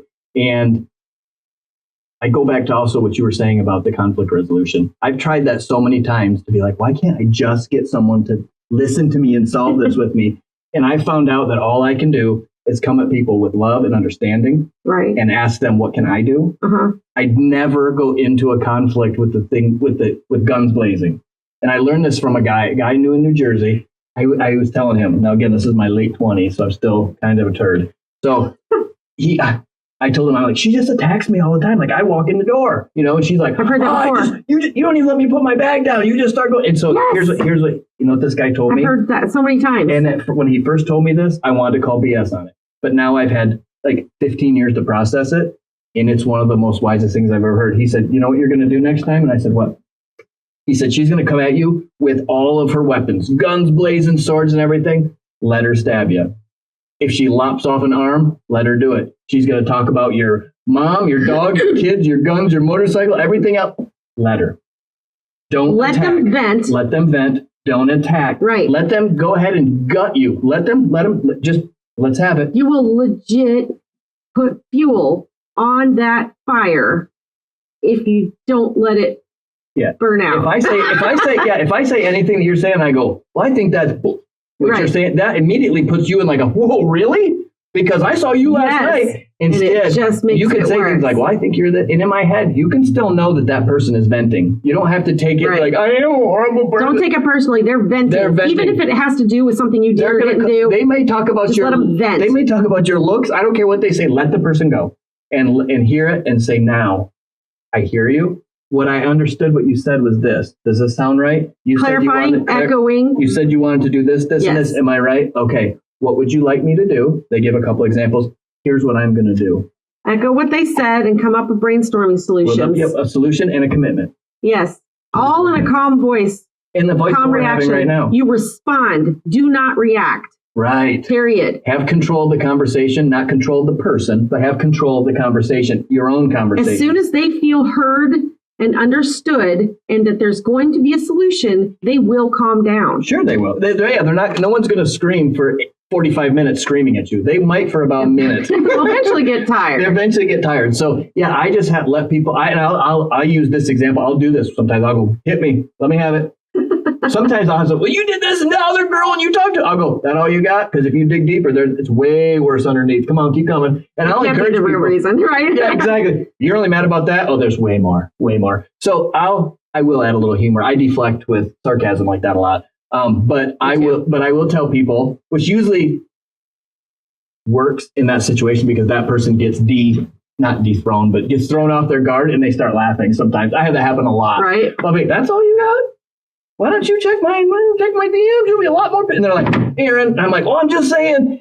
I do try to deflect it like that, but I also will just like we said. I personally react that way. If somebody were funny about it, I'd be funny about it too. I do too. When people laugh like that in the middle of a try to keep your sense of humor amongst all the conflict. Jeez. Again, in the middle of conflict, I will be like, wow, that was really funny. Or I will be like, I just thought of something really funny. Sorry. Okay, now go back. I will try to diffuse the conversation like that sometimes. Or I'll hear somebody do a bodily function. I'll hear something on TV. I'll do something. We'll be arguing. I'll be like, okay, that was funny, right? So I try to make it human and diffuse it, not make it a war, but make it a conversation. And I think if you do it in this tone of voice, anytime there is anger, emotion, abuse, or when your language is very elevated, the other person will shut down every time. They will not be in the right place to hear you. You have to come at people with, I don't even like the word come at them. You have to come to people with this type of voice. I don't care if it's something horrible. If she just went out there, poured gasoline all over your truck and burned it to the ground, you need to walk in and go, I don't really understand what just happened out there. But we need to talk about, I'm obviously using an exaggerated example, but you can't come in guns blazing with anybody. It'll make it worse. You got to sit down and say, okay, what's going on? Right. What did I do? And I need to understand you a little bit better because I'm not understanding. And I think that's a big thing too. How can I understand you? Because you know that men and women, we don't have any like thoughts normally. So I will say what I said before. What do you mean by that? I don't understand. Can you fill me in? Can you give me an example? Can you tell me when I did that? So that I'm really digging, like, I care about this and I'm not getting it. And I'll even tell them, apparently you're smarter than me. Will you help me? Because I'm not getting it. Help me understand what you're saying. And then when they do, then I acknowledge it. Mm-hmm. Thank you. So what you just told me was echoing. Yes. You would like it if I made sure I had one point to touch base with you every evening when I'm on the road. Is that right? That's right. Well, would it work out if I said I'd try to call you about 7 o'clock if I'm not in a meeting or something? Oh, that would work perfectly. That sounds awesome. Can we do that? Great. And this is a very hard thing for introverts to do. Introverts feel really strange. Like they are very uncomfortable being assertive. Sure. But you almost have to to solve a problem. You do. Or if it's going to always be there. Because otherwise that person will just run away for the rest of their life. And assertive doesn't mean aggressive. It doesn't mean you come back at them and throw all that fuel back on their fire. No. You're just responding and trying to understand what they're saying so that you guys can solve that problem. Make them feel heard and understood, solve the problem. Yes, and when you do that, here's something I really have to work on. This is my humanity. Do not belittle, make fun of, talk down at the way they're talking, make jokes about them, make jokes about their political beliefs or about their faith, because I'll diffuse sometimes when we're getting in political arguments. And I'm not even going to bring it up, but talking about a certain issue, which wasn't the top issue in this election, but it was one down. And I will just deflect and be like, oh, so you're a baby murderer. That's cool. And then just keep on talking. And they're like, wait, what? And I said, I'm joking, right? And so I will try to say, I will take things out of context sometimes and go, and say, okay, now you're listening. I'm joking, obviously, but we're getting too elevated. Right. We're both saying things. I'm not a racist and a bigot for voting for this person. You're not a baby murderer for let's go back down and stop picking on each other. And stop trying to belittle and hurt and make fun of the other person and get back to the my weakness is when people come at me, I have that high level of humor. Yes. So I'm automatically looking for the positive in the situation or the funny. And so I'll go, and they think I'm laughing at them. And I have to watch that because it's so instinctual that I don't even realize I'm making them feel like I just laughed at their because I would have been like, what is that, funny? And I'm like, no, I just had a thought of... That had nothing to do with you. It sparked another thought that made me laugh. Like, if you do what you just said, it's going to lead to this, and I'm laughing at that. And I am so sorry, you know. Now what do you want? Okay, go back. So sometimes they won't hear the humor in your own head, and I have to watch what my body language is doing and whether or not I'm laughing. And some people don't, I don't want to use the word get, some people don't appreciate or get the humor either, because I have a very dark humor and that's very edgy. Right. And it's like almost a stand-up comedian sort of thing. Well, and that's kind of how I grew up. Me and too. I was like a class clown. And so I firmly believe that there is nothing, and I've been through horrible things, so have my family, there's nothing in this world that can't be joked about in a certain way. As long as enough time has passed. Yes. And you have to know your audience. Right. There's certain people I'm not going to tell cancer jokes, and I'm going to be real honest with people. There's certain people I'm not going to do gay jokes. Certain people I'm not going to do straight jokes. I'm not going to do hillbilly jokes. I'm not going to do Trump jokes around this person. I'm not going to do Kamala jokes. The room. Yeah, you got to know, because funny is funny, and I love it when people make fun of things that I'm proud of. I don't care which politician you make fun of. I think funny is funny. Right. But not everybody feels that way. And sometimes I push my level of humor on people, and they're like, that is so offensive. And I'm like, it's not, it's funny because I'm joking. They're like, we don't know you're joking. And I know a lot of men, like, especially think their partner or their person that they're dating is adorable because they're like this little 5-foot chick, like freaking out. And to them, it's like, oh my God, they're so cute. And they're mad. And I think I'll put you in my pocket. You're so cute. I know you're yelling at me, but you're like this big. Yes. And it's like, yeah, I do that, some diffusing that sometimes too. I'll be like, you are so hot when you're mad. Like, right, exactly. And you're like, I mean, you can't fight through that. Right. And the kids aren't home. You know, oh, man. how are you going to fight through that? could. I'd be like, okay, your brain is always there. All right, so. We're fighting in 20 minutes then. Right. Oh, good. You know, my family was very different. Growing up at my house, my dad was very loud and I'm not going to say anger issues, but was struggling with his own anger. Mm-hmm. So for me, I had to understand him. I couldn't just walk it out and be like, hey, guess what? Throw my shoes somewhere, leave stuff all over the counter all dirty and walk around and be like, see you later, Dad. Excuse me, have you done your homework? So I had to understand how to communicate with him. And I had to learn as a child that I have to have a posture of a little bit more submission, a little bit. As a child, and as this big person, I couldn't be like, what's up, Pop? Smack him in the leg. What's up, old man? Because I was always trying to be funny. It sucks because you can't be yourself. You can't be yourself, but I had to have respect. Yeah. I had to be respectful. So that's how I know when I know people. I know there's certain people, there's certain friends of mine now, when they come over, I have this spot in my garage, people who are sit TV and everything. I know what jokes to tell and what jokes to not tell. I know who to point out funny things and when not to. Yeah. I know what words to use. There's certain words, I won't use them on here just because of people, but there's certain funny words I use in jokes about certain different kinds of people. Right. And I know who's there when I can say those things as a joke and when I can't, because I want to be speaking in love. And some people will just be like, well, it's funny. I don't care what they think. Right. I care what they think. Now, if I was doing stand-up and getting paid, I wouldn't so much maybe care, but I very much am trying to, when I engage somebody, I really want to know how it's coming across to them. I want to know how you're hearing me. Right. Because there's times when people go, well, Aaron, that was offensive that you said. It's never my place to go, well, it's not what I meant. You shouldn't be offended. Right. We don't get to tell people how to feel. You're like, oh, you see their perspective. Yes. I'm so sorry that made you feel like that. This is what I actually meant to do. Or instead of just, well, sorry, you need to toughen up, or sorry, quit your whining about it.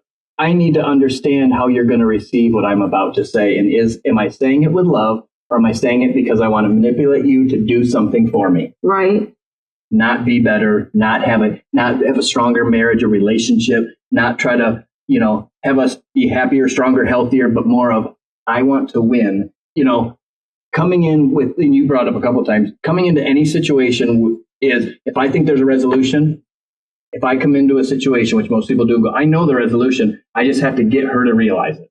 Once she realizes that this is what we have to do as a family, then she'll get there. That's a guy thing a lot too. And we can't do that. I have to go into every situation. If I'm flaming mad about something that you did, I have to go in and be like, I don't know that, I don't understand the situation. I don't know what happened. I don't know what happened with that guy, but I'm asking, could you please share with me truthfully the details of all of this and just talk about it? That conversation goes way different than, what the were you doing with such and such? And I told, those conversations both happen in lots of households. And so for me, I've always come in a relationship with a posture of being safe, almost above all, being safe, but also with understanding, never trying to win. Because I know I can win 30 seconds. If you just say, Aaron, win and argue with me, I will just go for the jugular with people. I've had to stop and back that up and go, how is this beneficial to them? How are they hearing me? So I think it's interesting that they don't teach, emotional intelligence in general, especially, active listening and conflict resolution in school constantly, like you would a math class, like where it just grows over time, over years, and it's just beaten into your brain. So that by the time you get to your 20s, you're not as stupid as we were. Right. Like I said, I was unprepared for all of that. I never learned in school how to relate to my peers. I never or even my parents. I just thought they were a-holes. I couldn't understand them until like my 30s when I started reading all this stuff. Like, why don't they just teach it to you there? It's apparently not innate. No, it is not. I had no idea. Yeah, it's like you just basically like those basic fight or flight and survival skills and how you're going to survive. It's very egotistical. It just would help so much. I mean, I feel like they taught it in kindergarten to share, be nice, use your words. And then like that was it. That was it. And then the rest was like algebra, read this book and tell us what you think it means. And what you'll notice in people, if you think about it, most people a lot of people into their adulthood never grew up past that level of relationship understanding either. It's true. So and they're literally stuck. So that place where I told you I was, that place that I told you when I was in my early 20s, not knowing how to relate to peer. Not saying I didn't know how to relate, but not really understanding how to relate to peers, my parents, a new spouse, how to be a dad, how to relate to people at work. I don't remember the first 20 years all of the my aspects life, of your life. anybody ever telling me, here's how you have interpersonal relationships with other humans. And what's interesting, Ever. I've actually seen it. I had an elective on it in college. And I thought, why is this an elective? This should be like forced, like any other topic that Yes, the doesn't matter general to our life. studies or something. This actually matters, and it literally affects your whole life. Like, you're going to get along better with your peers and move up in your career, or help you establish business relationships with others. And be a better parent, and you're going to be a better, a partner to someone. I mean, these are skills that literally overlap in every area of your life. And yet it's just like, oh, this is elective if you want to take it like in college, you know? If you might need it, maybe. Maybe. Or you learn it after you're already got screwed up and you've been sent to couples counseling. Yes. Or you've been court ordered to it because you got in some assault situation. Yeah. And the problem is, like what I was saying, is you can still tell. I would say, I look at it gender a little. I think it's more of a man thing, maybe, but you can tell the people that are still in there, that are still a 16 or 18-year-old guy. I remember being 16 or 18. I remember she's hot. She's on this team or whatever. I want to date her. She was the class president. And I was like, cool, that's classy. I'm awesome. She's awesome. We're going to rock together. I didn't care about anything. She didn't care about anything. And there are still millions, and you know them, of people today in their 20s, 30s, 40s, and 50s and 60s that still have that mentality. And I call it teen brain. It is.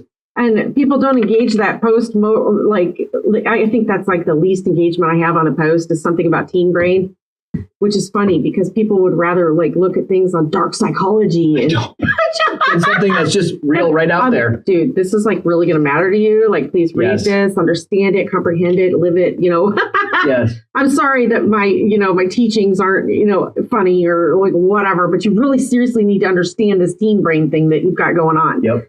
But anyway, but they also not only they do it in white collar retreats too. Like they'll send them on business trips on how to sell more people or how to have, your interpersonal skills. And they're like, that's manipulative. Like they're literally doing it to get more closing sales. Closing deals, tell them what they want to hear, figure out where they're coming from, empathize with them so that you can sell them. And so but if you're not in that white collar world or you're not in couples counseling, trying to work on a marriage, or your kid has an inner therapy or something where you've learned it from a professional, or, you weren't a trained psychologist, counselor, hostage negotiator. Yes. You seriously don't know how to stop the fueling the fire of the conflict, and how to actually actively listen and really solve the problem instead of win this fight or whatever your mentality is, or ignore it altogether, So what you were saying about that, about the hostage negotiation thing, it's like, we don't know how to diffuse a situation, because I still find it keeps going back to what's our goal? What are we trying to accomplish in this situation? What am I trying to make you feel more loved, more secure? Most people are self-preservation mode. Right. Period. And that's all it is. How can I feel better about myself as soon as I walk out of this room? We're both going to walk in this room. I'm going to tell you how I feel, and then I'm going to go out feeling better because you're going to understand me. Do you see how that's so evil? Yeah. But that's what most people do. Right. You're going to understand after we talk, well, I've been thinking the way I've been thinking. What about, I want to go into this conversation in this room with you so I can desperately want to understand your what you're goal should be to understand and solve the problem. Solve the problem. Whether I'm completely right or whether I'm a total piece of crap in that situation is irrelevant. Right. Winners and losers have nothing to do with a healed relationship. None. Right. Nobody has to win. Nobody has to lose. So now, we don't learn that. I have to ask you, what are your thoughts on technology and how this all plays into our emotional intelligence and our communication skills and conflict resolution? I'm one of those people, unfortunately. I'm one of those people probably that sides with an older generation a little bit. Not because I'm not inundated with my own technology. I am. But I have seen what it's done to relationships. I've seen what it's done to my kids. I've seen it's done to other people's kids. I've seen it's done with people I've dated. I find that one of the reasons that we are even having harder time having the conversations that you and I just talked about the negotiations and the things, is because we haven't had to. I learned something long ago in business that people used to say, you can't argue with an email. You can't argue with a text. So when you really want to MF somebody or tell them what to send them an email and then you go home, shut your computer kind of thing.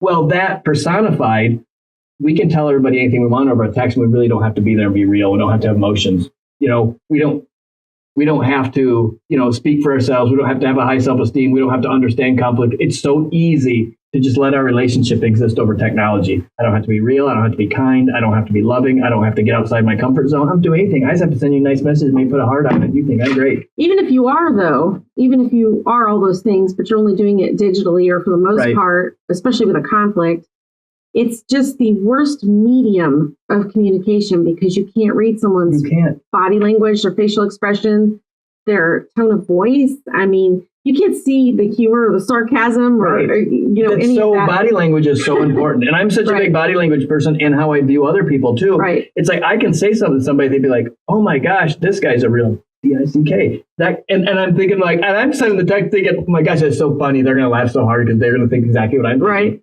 No, but if I was sitting down in front of them, I would have been like, dude, and I said it, they'd be like, oh, that's so funny.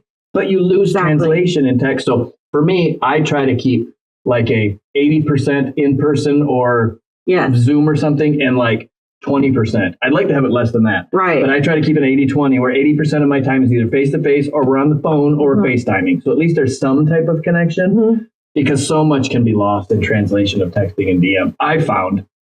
I don't like it. When I'm around other people that don't seem to have the same level of conversation ability, like they tend to dominate a conversation, I do tend to end up texting so that they won't interrupt me so I can actually get all my points out. But I've learned to be as factual as possible. Right, just matter of fact. Matter of fact, like, okay, not emotional. Yeah. Right. I'll even bullet point. I'm like, I do too. Okay, I'll put dash marks. If I've hit lawyer mode, and you see Roman numerals, this means that this is a problem that needs to be addressed because I have thought this out and there's an outline going. I told you, just look at point A, sub point C. I put them all out for you already. Right. I do that to mentally organize. Yes.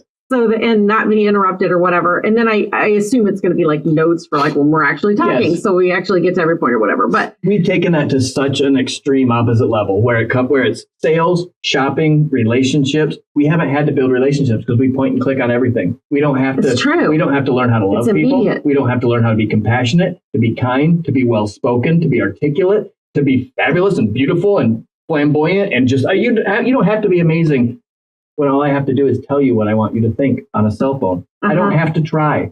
I don't have to be a great man. I don't have to be a great husband. I don't have to be a great relationship, lover, anything. I just have to tell you what I am. And that's how people are engaging their relationships. I think it's one of the most horrible things that's happened to relationships. And it also, that will only appease some of the people whose words of validation, love language is okay with text. Yes. I mean, it literally eliminates like the physical touch, the quality time. Quality time is not holding a device or chatting over a computer. Right. It's literally not. And so you're not meeting other people's love languages. And that can be true with friends and parents too. It's not just like romantic love or whatever. And that technology goes into more places too, because how many people have the TV in front of their bed? Right. It sits right there. Well, now our intimate time, now we have to turn off the TV or keep it on or keep something on the background, make sure we have music, make sure this. Well, I got to watch this first after we watch it. Why? Just silent. No TV, no radio, no phones. You know what? Just us. In my previous relationship or my previous marriage, I actually had a no TV in the bedroom rule. I did too. Did they end up in another room with a bedroom or with a TV? No. Because that's what happened. I was like, oh, fine, choose the TV. We eventually got a TV, but no, she was like, oh, you lost. Yeah. Oh, yeah, I lost. I did too, but a whole like other 10 way. years. I'm like, that didn't work. She made it feel like it was my, Aaron, I know you want a TV. Yes, I did. We should get one. Okay, we will. And then I was like, the Jedi mind trick. I walked out of the room like, she just gave me the Jedi mind trick. We just got a TV and it was my idea. Damn it. I feel like if you're going to do that, like have a TV in your room, then make at least a few minutes where you schedule it, where you're putting it on mute and you're just talking. Yes, about one of the biggest, or whatever. Something else, I forgot to mention, I was going to write this down.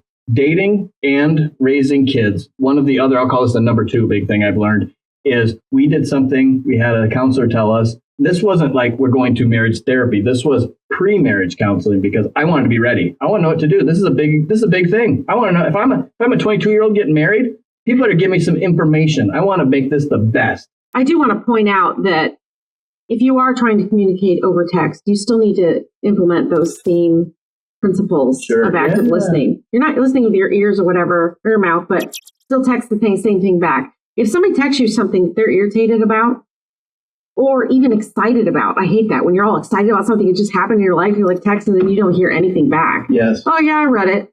Okay. Well, freaking say something to, empathize with them. If they're happy, then be like, God, I'm so excited for you, Or but there's a generational thing now, and I've had people under the age of 35 tell me, well, that's just what we do. We just text you back whenever we want. It might be 5 minutes. It might be 5 weeks. And I'm like, well, okay, let me press back on that. I can appreciate that. I can appreciate your busy life. But how about this?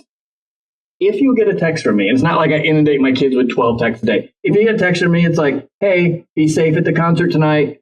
New Year's Eve, you guys are going out driving on the highway. Be careful. Watch your people. Just give me a thanks, Dad, love you. Even just give me a cool, let me know. Yeah, I got it.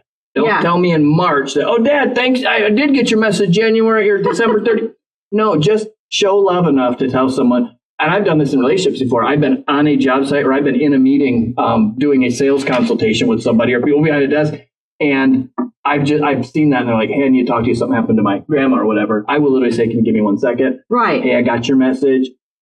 Hope everything's all right. Talk to you when I get home. That way they're not having a day where they're going crazy in tears by themselves and they think I'm just out there drinking beer. My friends will actually 911 each other, which means I am in a mental hell right now. Like I literally just stopped doing whatever you're doing right now. Yeah. With my kids, of course, it's nothing like that. But I've learned to embrace the bruh. Yeah. Yes. Okay, I understand. At first I was like, what? But I mean, it's like their version of cool or I get it or wow. Yeah, my daughter still says that. She's always like, what are you doing that for? Well, at least that. Okay, just something. Acknowledge the fact that they've spoken. Yes. And then if they seem happy, say something happy back. And if they're upset, say something, to empathize with them. I'm sorry, that sucks. What I do use, a valuable thing, we can spin it for that. A thing I do use in relationships that's valuable for text is as soon as I think of something, cute, smart, or fun, or how you looked, or your clothes, or whatever, I hurry up and do those texts because I know I'm going to forget. So if I leave here and I was like, oh my gosh, that purple top you had on, that was super cute, or your hair looked great today, I try to do those things in text. Right. Because it's like, oh, I got a cute note. It's not one of those, hey, we need to talk about us. I try not to do those. Yeah, don't always just put something serious on there. Yes. Randomly text them a meme or something funny or something. I do that just so they know. So they know you're alive. I'm alive. Just do that, people, every now and then. And your thought about you because this thing or whatever made me think about you. I've had people that because I have a huge contact list, and I'll literally be flipping through sometimes looking for somebody, and I'll see somebody, and I'll be like, in 2 years. Yes. I do this all the time. I probably do it 10 times a year. And I'll just message them and go, hey, just thinking about you. Right. Where the heck have you been? And this person I know lived in Roanoke. And I was like, I have not been in your side town forever. How are you? Oh my gosh, Aaron, how's it been? Working on this, got a house. So I will use texting for that a lot because I can't be 100 places at once. So I constantly with my And it'd be weird to get this phone call from somebody you haven't heard from in 2 years. You're like, okay, what do they want? This is Aaron. Do you remember me? Tell me about your dating life. How are things going? Right. Please be honest. Exactly. Hello, Seattle. I really do want to know those things, but let me small talk a little bit first on the phone. Yeah, that's why I send out the happy birthdays, the Merry Christmases. If I know somebody's anniversary, or I know that somebody graduated from somewhere, I'm like, that's awesome. Where are you going? And I just try to give praises and encouragements during text. Right. I leave heavy conversations like, hey, we need to meet. We need to talk about this, because maybe some people are very eloquent in the way they text. I'm not as much.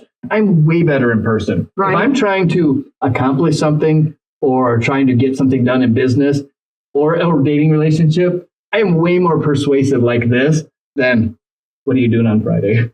You know what I mean? I always feel like I'm more collected if I'm writing, but people tell me I'm not and that it's better in person, but I don't feel like I'm just more fun. I don't know. I'm boring in text, I feel like. Because I can't do this, and I can't be like, right? Cha-cha. I mean, I can't do fun things. I'm just like, I'm texting you, let's talk tonight. Because I'm not a big one to write a paragraph. Right. So, but anyway, it has its purpose.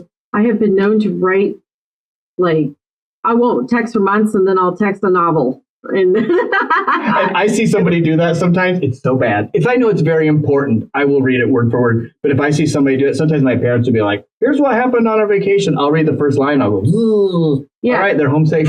I'll usually preface it by like, this is not important, or you don't have to read this right now. My daughter does that. Please don't take time on this, but I just wanted to tell you. Right. You know? Very good. Very good. Oh, but anyway, so we've talked about building those healthy connections, which starts with the healthy communications. And we talked about how you engage in those initial conversations to try to get people to talk about themselves. Yes. And that whole active listening skill that is so important, whether you're trying to hit on somebody or you're trying to, make work relationships or friendships or whatever you're trying to do or with your kids. But, that whole active listening is so important. And it's especially important with that conflict resolution, because if you have those conflicts where you're just literally running from it because it's uncomfortable, or you're fighting in a defensive way to win this battle or be right or whatever it is, it's not going to go anywhere. Go ahead. Yeah, no, sorry, I didn't interrupt you. And one thing that I've noticed recently, and this really, I really had to kind of put myself away to think like this, and I'm terrible at it, but I'm working on it. I try to hear what they're saying before it becomes a problem.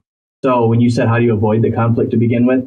I'll hear things like, I'm going to make this one up, but this probably happened actually, but I'll do something like, I'll be on my phone and somebody, the person I'm dating with, will be like, oh, who, very nicely, oh, who is that? Or was that your mom or whatever? I didn't read anything into that yet, but then I'll know if I'm picking up my phone a certain amount of times, if someone's like, oh, so who is that again? Or if I notice them noticing my phone more, I already know, number one, I already know how they're feeling insecure, but I know to be proactive in that situation. I know to not intentionally, this is good information, it's going to sound silly. I know intentionally not be around that person that I'm dating and be like, because I'm using body language. And this may be overthinking, and that's okay. It's for me. I do this for me. I'm not going to do something that I know is already a problem. And if I know that person has low self-esteem or is already worried about dating me in the context I have, I never will pull that thing out because I know that's going to lead to a confrontation. If I hear them saying little things like I said too about, hey, why didn't you do this? You didn't do this, these little things. I try to listen for the problem before it becomes a problem. I try to be, I used to have a boss, he called it being hypersensitive to the world around you. Yeah. If she's upset waking up in the morning and you're downstairs having coffee, I need to know you woke up upset. I need to sense that and I need to know what's going on. Not need, but it's more like I want to understand and be aware before there's a problem. So if you're struggling already, I'm not going to leave my boots out and leave crap all over and like leave the microwave open, leave the front door hanging open and boil out here and not tell you about it. Being self-aware is half the thing you need to learn. The other part is being aware of others. And going above and beyond. If you know that person's struggling a little, if you know they don't want to go to work or they're struggling, don't just smack them on the butt and run out the door. What can I do for you? Can I make your lunch? Do you want me to drop you something off at noon? That's an act of service. An act of service. And you got to be proactive. Or some words of affirmation. Yes.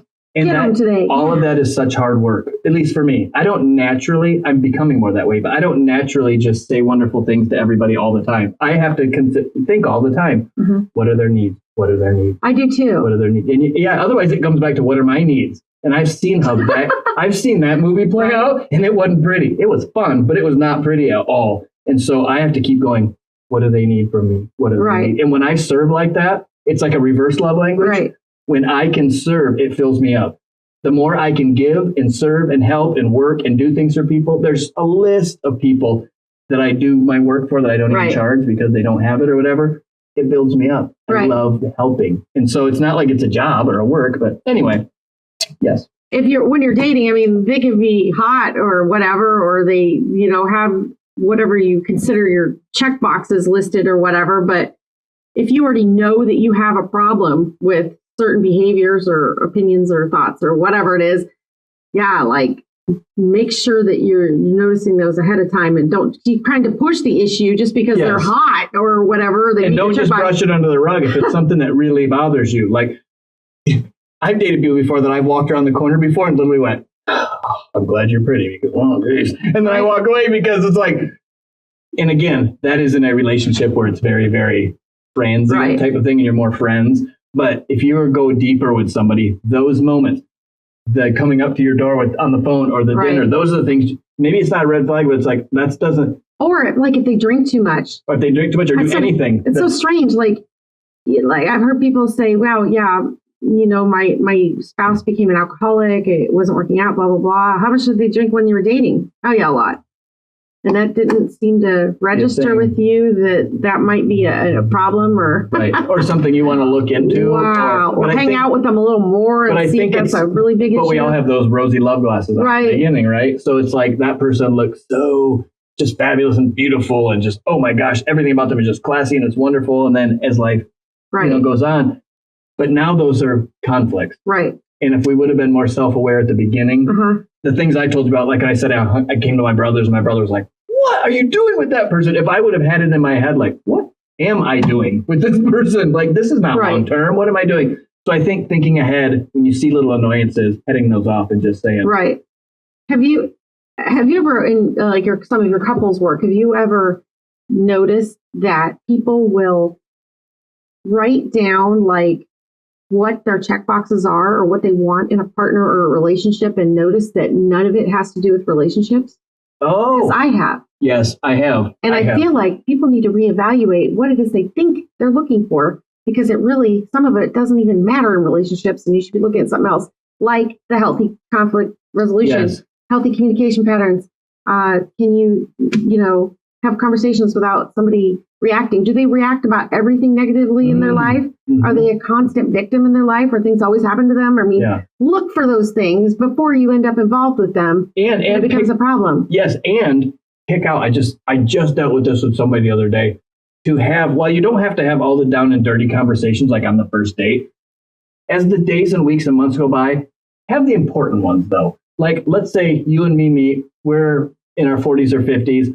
One of the things we're probably going to want to talk about is, okay, where are we at with kids and where are we at with this? And okay, the vasectomies and this person's this and we're not doing this and we're too old for this and this is what I want and we have a house and you have a house and how are we doing this? Like there's some things to talk about. Right. Instead of it happens I get people in front of me all the time who go, I didn't know for 2 years that he didn't want to do this. I didn't know for 3 years she was going to always want that. Wow. And I'm like, I want to say we failed on day one. I don't say that. Yeah. But if you have those conversations, and they're not even hard conversations, they're like, hey, we're both in our 40s. We're obviously not having kids, right? We obviously can't, right? And you move on. Right. How do you feel about me having girlfriends, you having guy friends? Okay, move on. How do we feel about, where would we want to live? Pretend we ever did get together. I do a lot of hypotheticals with people. Let's pretend we got the happily ever after. Where would you want to move if you could go anywhere? Oh, I definitely have a plan. I'm definitely moving to Italy no matter what before I die. That's good to know. Yes. You know what I mean? Or for me, I'm definitely going back to I'm not, but if I was like, I'm definitely going back to New York City no matter what, I'm going to retire in Manhattan. Right. Country girls are going to be like, that's good for me to know. Right. So it's like, have the conversations that are important to you. But I think a lot of people are just so selfish in the beginning. Like, I want this person no matter what. Right. And I don't care.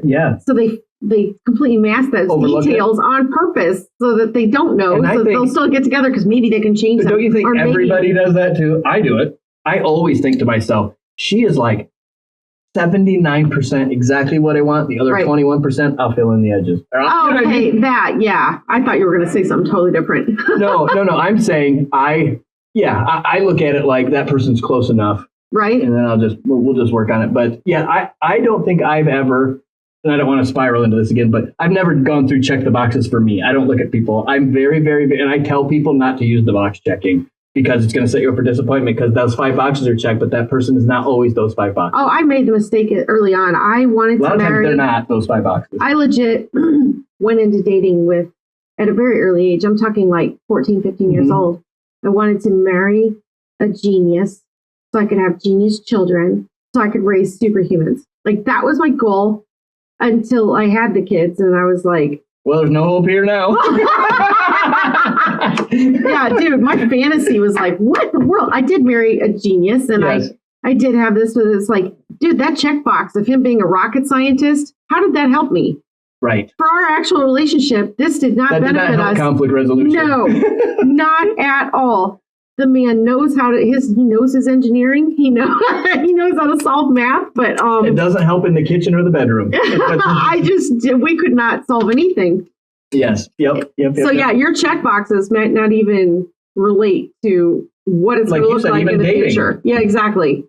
Why do you think you want those things? Like, really question it before you even start dating. Yes. Yeah, and those are good conversations. And those are actually getting to know you better questions. Right. Getting to know, I do that a lot. That's something I will do over text. And just meeting somebody who's super busy. Ask them questions. I'll be like, okay, I'll even get so at the very beginning because I want everyone to feel safe around me. Because I can be a powerful personality, so I want everybody to feel safe. So I'll say things like, oh my gosh, who's your celebrity crush? Like just something like that. Because any either smart person or idiot is going to be able to go, I kind of like this person. Here's why. I love this movie. That kind of thing. So I ask very innocent questions at first. Right. If you could go anywhere, where would it be? If you had $1 billion today, what would you buy? Did you read that book? A book of like 1,000,000 questions? No, oh my God, I love that's what I do. And I say that all naturally in your brain. Time. No matter what. I have these set of questions. What do you like doing in your free time? What is it? Where would you like to travel? If you go here, what would you do with $1 million? Those tell me so much about people. Right. And it also gets people, he cares about what I think. Right. Yes. So if I'm genuinely interested and I let you know I'm interested, that covers a multitude of sins and conflicts. Because I want to know more about, not just, you're hot, this will be fun, let's go. But then we're always going to have conflict because I don't care. And I'm showing you that I don't care. But if we have conflict and I'm always about wanting you to, if I'm always about wanting our relationship to be better and you to feel more beautiful and, have better self-esteem and just all these kind of things, then I'm not going to come into a relationship thinking, how can I win? How can I crush you? So, yeah. Definitely prevent it by the way you're going about your dating. Really question what it is you're looking for and why, and what you should really be looking for in order to prevent that. And if you're already in a situation, really evaluate how their problem-solving skills are going and try to get into a couples therapist who can help reel them in, and these things get them to talk. And these things aren't, what I always tell people too, these things are not deal breakers. None of these things we're talking about are deal breakers. Some things are more deal breakers for others. I have very few things, I can almost say zero, but maybe one or two that are actual deal breakers. Right. Someone could be a total bag of garbage. Crack, meth, those are my deal breakers. And I probably would still go out on a date with that person. But that's about as far as it goes. So, I have very low standards for, my friends are going to be like, excuse me? I have very low standards for who I let in my life, but I have high standards for who I let intimately deep in my life. Right. Everyone is welcome. Right. But only few go deep. Maybe that's the way I want to say it. But anyway. Well, I definitely want to have you back on the show because we had a lot of other talking points we didn't even get to, but I want to talk about in terms of dating and in general, because I've heard people in their 30s say that dating is horrible. It's not just our generation, of second marriages or whatever we're going around. Or whatever. Yeah, whatever we're on. It's the younger people are having difficulties doing it too. Yes. Yep. And so I really want to talk more about that and talk more about just problem solving in general. No, I like that. And you're right. And what's happening is generationally, because I still kind of have my hand in a bunch of different generations. With connection with people, it's getting worse as it goes. As we get farther, and it's not Gen Z's fault. It's not. My kids are in that. It's not necessarily them. It has to do with technology. It has to do with shutting down. It dilutes every generation. It dilutes, and COVID and technology did not help. Yes. That. Oh, exactly. The smartphones got faster and faster. We've now created a world where we almost have to have no or little human interaction. When thousands of years ago, the world was 100, everything was human interaction. And what's interesting is that I just saw an article on Google. And there wasn't that many mental health issues back then. Funny. But anyway, as many. Right. I'm just saying we've created our own problems. We have put all this crap into our lives. We have handled things wrong. We've got ourselves in traumatic situations. We've had trauma happen to us. We have been into addiction. We've been in bad relationships. We've been in abusive relationships. We've treated people horrible. And then we go, oh, guess what? My brain isn't perfect. Well, no shit. It's because of what we've done to ourselves and what our world has done to ourselves over our lifetime. So my only point to that was it's getting worse if people don't have these conversations that we're having. Exactly. And people are like, what is emotional intelligence? I'm like, and they ask me, the next question is, why do you want to do this? Exactly. Because nobody knows the answer to that. Nobody knows the answer. They don't know what the emotional intelligence is. And that article I read this weekend on Google, just that they want you to see. Now, I know it's marketed toward me because they know I do this. Well, but, sure. But still, it was like the most important skill in the future is not technology. It is emotional intelligence. And isn't it weird that if you ask, I'm going to just pick it, this is about when I realized. Because almost everybody has technological experience at this point. Everybody almost. But now emotional intelligence is way under that, and that becomes the new skill everybody needs. It is. And what I look at it is if I interviewed me or some of my friends when I was 22, and I kid you not, and this is not because I was some great person. I was not. My things at that point, though, I want to learn, like I said earlier, I want to learn how to be a good husband, a good father. I want to be good at my job. I want to be a good parent. I want to be all these things. That was my goal. How do I figure out how to buy a house? What do I need to learn? What kind of schooling to get a good job? Like I was really family focused. How do I need to keep myself in line? How do I stay away from partying? Still have a good time though. Like I had all of these things at 22, coming right out of the bar scene at 21, going, okay, time to live now and not be a total piece of garbage anymore. And so I had this. Now, if I ask 22-year-olds today, even my very intelligent two that I have, I don't think they're going to say family, home, I want to know how to be a better mom. They're not. They want to know how to make money and get laid. Make money. Yes. I mean, pretty much. How can I have a great relationship, make money, but not have to work hard? Oh yeah, exactly. That's the big thing now is how can I make money without having to work hard? And that's another thing I want to talk to you about because you're super ambitious like I am. And part of emotional intelligence is that whole executive functioning thing and learning how to balance all that out. So I can't wait to have you back. I know. There's going to be so much. But thank you for coming on. Yes, absolutely. I appreciate it. And everybody out there, yes, thank you. aim for the middle of those spectrums. Yes, thank you.